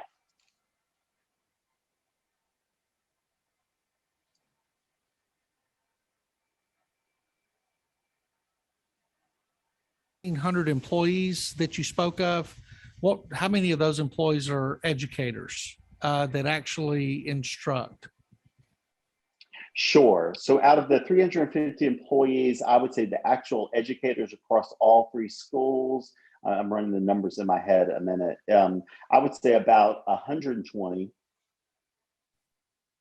120 out of 300 yes, and 50. And so the 350, the others are cafeteria, custodial, residential advisors, administrative folks, Yeah, so that's where the other numbers come from. Okay, I understand the 3 bricks and mortar schools. What about the Georgia virtual school? Where does that fall? Yes, sir. That falls actually under the technology division. So we work with them actually with recruitment and retention. We're short a number of teachers at the Atlanta area school for the deaf content area teachers. And it's great that you just asked that question. We just met with Keith Osborne, who is our chief information officer at the agency. And I heard Ms. Turner mention how important technology folks are at our agency for us. And we just met with him and he pulled his people together, and we're creating specialized content courses for some of these kids that might say need biology. So we're going to work with Mr. Osborne in the virtual program to say have a expert teacher providing it virtually, but then say for a student that is deaf or hard of hearing, we'll have an interpreter with the student to make that content accessible. So I'm thrilled that you asked that, because the goal is if we can make it work for our kids as a pilot, then perhaps we can branch it out through the rest of the state. So that's a really great question you asked. So, but are the teachers that currently teach in the virtual school, are they included in your group of 120, or where do they fall? No, sir. Yeah, Arvita, you go ahead. I can answer that question. The Georgia Virtual School is a division within itself, and it actually collaborates with the state schools. So Georgia Virtual, we had approximately 200, and when the pandemic hit, we hired an additional 100 teachers to be able to help out with that particular division. Okay, so what's the current population count of teachers teaching in the Georgia virtual school who are Georgia state employees? Well, they all fall under Georgia, and they're all state, all are Georgia state employees. That number, like I said, was 300. I would say we probably have roughly 250, and the other 50 would be administrators and IT people and support staff. Okay, do they receive the same pay and benefit package as those teachers that teach the bricks and mortars for Georgia State, or excuse me, for DOE? Well, they're in a unique situation. The bulk of those teachers are adjunct. So in being adjunct, their pay, the way their pay is structured, it depends upon how many students they have. And a lot of these teachers already work in school systems or are part of a school system. So therefore, they do not receive it through the state. They will receive it through the school system that they are attached to. In any adjunct instructor in the virtual school that is not associated with a school district, then they just receive a salary and not any other state benefits. Would that be right? Yes, sir. Unless they are a full-time instructor. Yes, sir.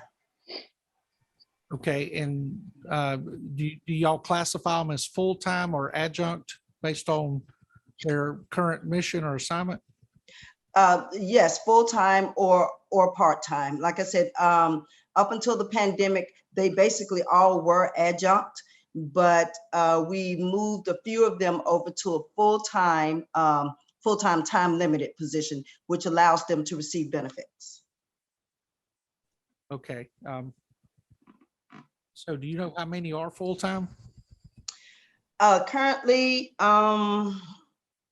I would say maybe 30 to 50, but I could get that information for you. Thank you. Yes, ma'am. You'll just get it. I don't want to put you on the spot. I just it just came up in the research, and I know there very well could be a possibility post-pandemic where that program could actually expand, I guess, based on correct what you mentioned earlier about teachers being concerned about being in the classroom. And I know there's certain groups of parents that are also concerned about their children being in the classroom. And so that I could see an opportunity for the virtual school to take some of those students away from traditional schooling and educate them through the virtual model. So, Correct, I agree. okay, thank you. Any questions from anybody on the committee? Thank you both so much, and we appreciate your time today, and we'll be reaching out with future questions. Thank you again. Thank you so much for having us, and I will get that information to you regarding the full-time GAFs adjunct teachers. Thank you. All right. Now, do we have somebody here from the city of Savannah or any other agency within the government that wishes to tell us how we're messing things up? All right. If not, it is 11:48. I'm here. Oh, hang on. Took me a minute to get to my mouse.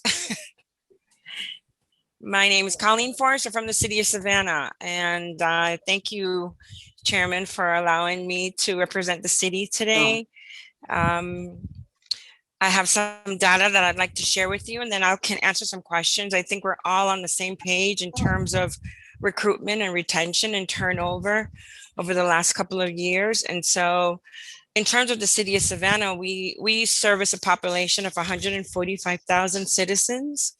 We currently have 2,511 positions, of which 365 are vacant. Our vacancy rate is about a 14.5%.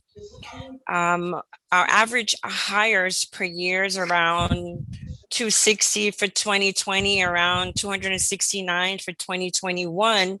However, our separations are probably right in the same wave as our hires. We've had 214 separations in 2020 and 309 in 2021.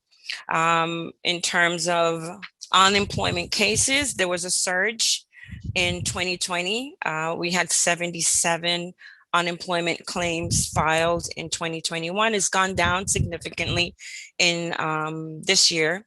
And so we're looking at lots of reasons why our turnover rate to us seems high, but after hearing the numbers from some of the agencies represented on this call, it's really not that high. Our turnover rate is currently at 18.42%. In comparison to what I've heard so far, my mind has shifted a little bit in how I'm thinking. However, it's still an issue for us because we do have 145,000 citizens that we have to service. And so part of what I attribute our turnover rate to is, of course, they all, we do exit interviews as well. And a lot of times we hear salary, but it's a lot more than salary. Sometimes it's the morale. Sometimes it's the supervisor that they're firing. There's a lot of things that can contribute to why employees are firing the organizations that they're with. And we try to take a different path to try to correct those types of issues. I've heard some really, really great ideas and suggestions during this call since this morning, a retention bonus. I mean, that's something that I've suggested, but it's never been at the forefront of our mind to really consider something as a retention, some sort of retention incentive. City of Savannah, it's beautiful. So it draws a lot of people to the city. Our applicant pool, I would say, is a lot more transplants than actual local applicants. We do have some local applicants trying to obtain employment with the city, but for the most part, we do have a lot of transplants that want to work for the city. And some of them come for a couple of years and then they leave for whatever reason. A lot of times it's for other opportunities. One of the issues we've had at the city is with our plant operator positions. They work at the water treatment plants, and we were losing our plant operators like They would come in and go, come in and go. And part of that, I think, was not only because of the type of job that it is, but also because the salary was way low, way low than market. But we fixed that. I'm proud to say that we were able to bring our plant operators starting salary up to just a little bit below market, but it's significantly higher than it was, and change some of the requirements in terms of length of time to obtain license and so forth.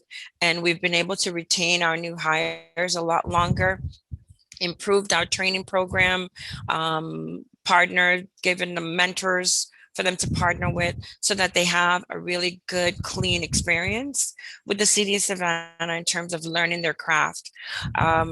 There's other departments that we're looking at, other positions that we're looking at in stages to actually do the same thing that we've done with our plant operator positions. And we hope that that will reduce our turnover numbers significantly. I pray that they never get to 92% or 70% or 30% at all.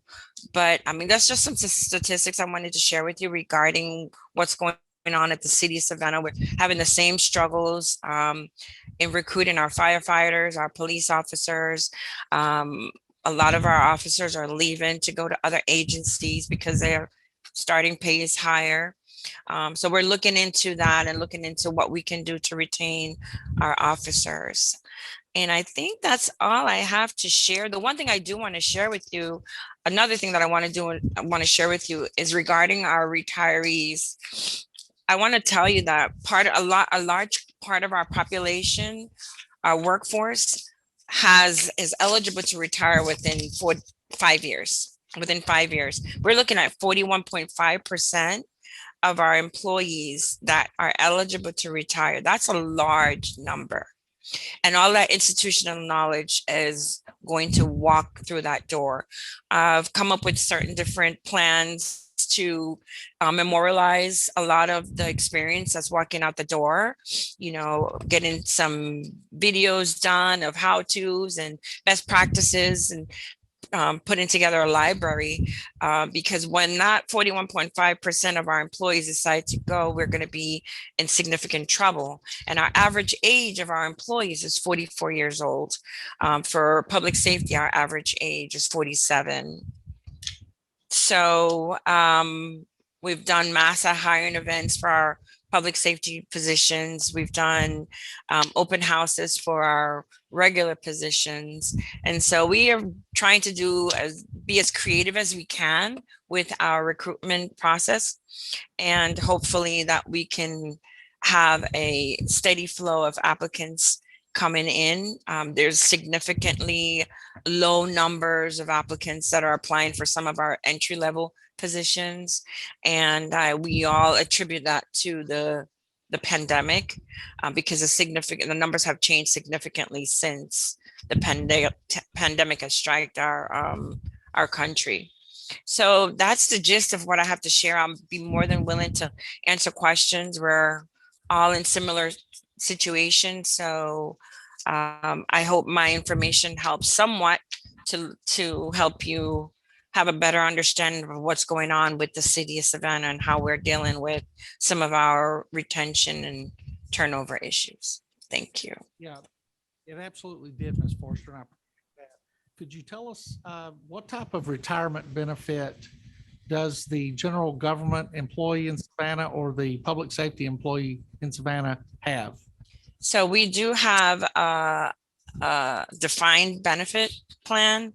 Retirement age is 57 and we're vested at 5 years, after 5 years.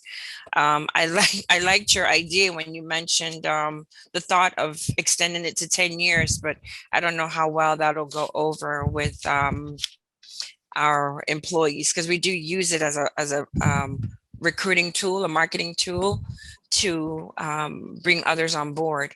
But we do have a defined benefit plan at the city.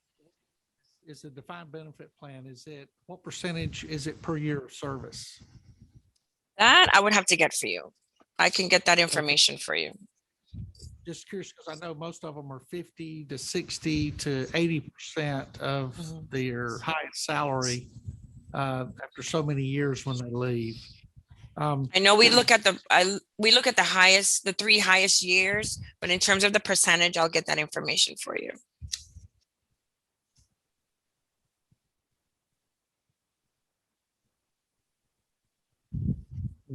Any questions for the HR director, Savannah? Thank you so much. Good morning. Thank you so much for participating and for information you provided. That over 40% are eligible for retirement in 5 years. Yes. So that indicates that you've kept employees for lifetime. You have a substantial workforce that has invested decades in their with the city. That is very accurate. And is your pipeline full? I mean, is that continuing to be the trend line? No, I would say, I'm sorry, I didn't mean to cut you. Go ahead and finish your question. I'm sorry, 18% turnover, which is what we've been hearing today, very healthy. It so indicates to us that you're still doing very well on retaining employees. Yeah, I would say we are doing really well. Right now, we have 5 generations working in the city of Savannah. And what we're finding is that we do have the long-term employees that have been here for years, and 41.5% of them are eligible to retire within 5 years. But then what's happening, because we do have that mixture of the generations, we're finding that they're all seeking different things. And so in order to keep those employees here and understanding the value of working with the city for a long period of time, we have to come up with creative ways, because there's a lot of carrots being dangled at our employees out there, and a lot of them want to grab it. They gravitate towards more money, and then a lot of them come back. So we do have a lot of employees that may leave the city and they'll work for another agency for 10, 15 years, and they come back and they finished out their career with the city of Savannah because they know they can retire at 57. And as if they left their retirement here, they pick up where they left off, they can buy back years. And so sometimes our employees think the grass is greener on the other side, and they'll go away for a short time and come back. And so one of the things that I've seen since I've been here is that local employees that are local stay longer than the ones that are transplants into the city. Thank you. And one more question. I know our time is running short. Part of your workforce in Savannah is unionized. Is that right? I would say that we have our firefighters that are unionized, and I don't touch that at all. That we have an agent that actually works with our firefighters, but that's it. Only our firefighters are unionized. Thank you. I was just speaking with the Atlanta City Council person. They just voted in committee yesterday to raise their basic sanitation worker from $15 to $18 an hour. Now that's not in the budget, but they've got the runway mapped out for how they're going to. But that's a measure that they felt that they had to take in order for retention and to trash picked up. Yeah, one of the things we're looking at currently the lowest paying employee at the city makes $13.83 to start. That's like $28,000 a year. That's the lowest paying position here at the city. One of our goals that the council has put in place over the next year or so is to get to the minimum of $15 an hour. And I know that with our sanitation workers, they're probably at they're 1452 or 1524, depending on if they're a 1 or a 2. And so we are definitely that's a vision for us as well, to really get them to a place where they have a livable wage. And we know as things go up and we have COLAs coming in, but if it's not consistent, it really becomes hard for them. And a lot of them have to take a second job to really survive. And so it's something that we're definitely looking at, position by position, and sanitation workers, maintenance workers. Those are all in line for us to take a look at and assess where they're at and where we would like them to be. And so, yeah, you're absolutely right about all that. Mhm. Thank you so much. You're quite welcome.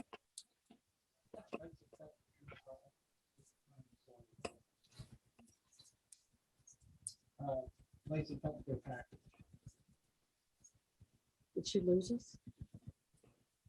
I think your audio is a bit light in the room there. It's hard to hear. Mine? No, in the Capitol. Okay. Yeah, Ms. Forster, I apologize. I turned my mic off. Okay. What is the basic health care for a new hire in Savannah?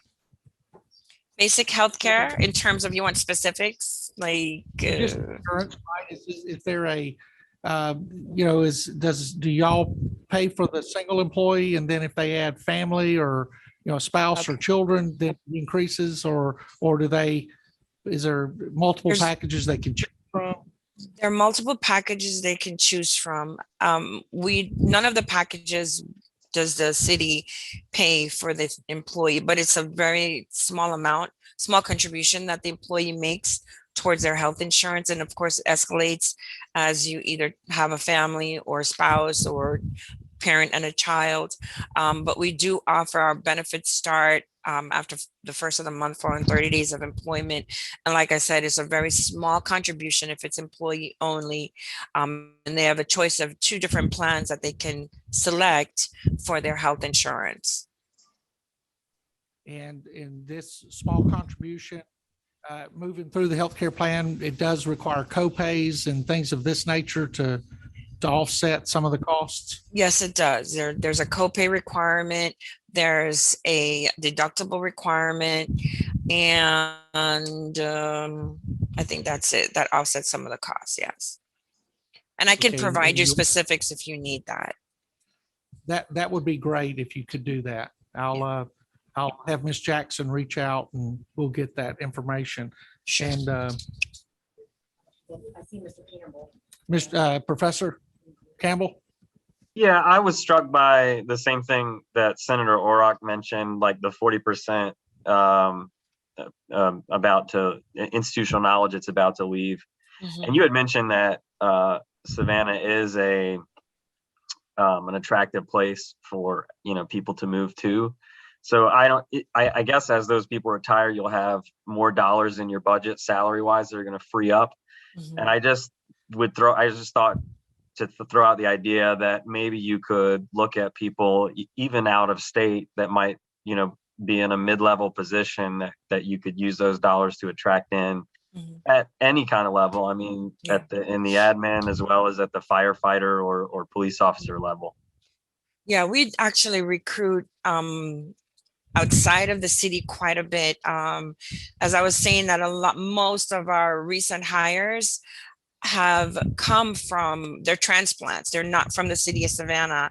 I'm a transplant. I'm not from the city of Savannah, and so that we do have quite a bit of recruitment efforts that expand outside of the city of Savannah. And part of one of my goals is to actually be very specific in targeting individuals that are going to be able to come in and become a senior civil engineer and make sure that we have the right amount of dollars to be able to keep that person here, and have them grow with the city as the others that are leaving us after so many years.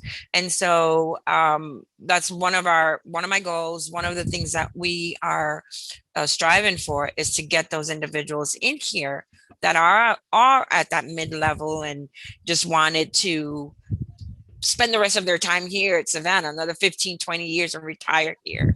That is our goal and we hope to accomplish it. But in the meantime, we want to collect that knowledge and creative ways to just create a library of institutional knowledge, package it. Thank you, Professor, and thank you again, Ms. Forrester. You're quite welcome. Thank you for having me. Okay, y'all have a blessed day. Thank you again for your contribution to the conversation. And if there's nothing else, this meeting is adjourned. Thank you. Thank you, Chair.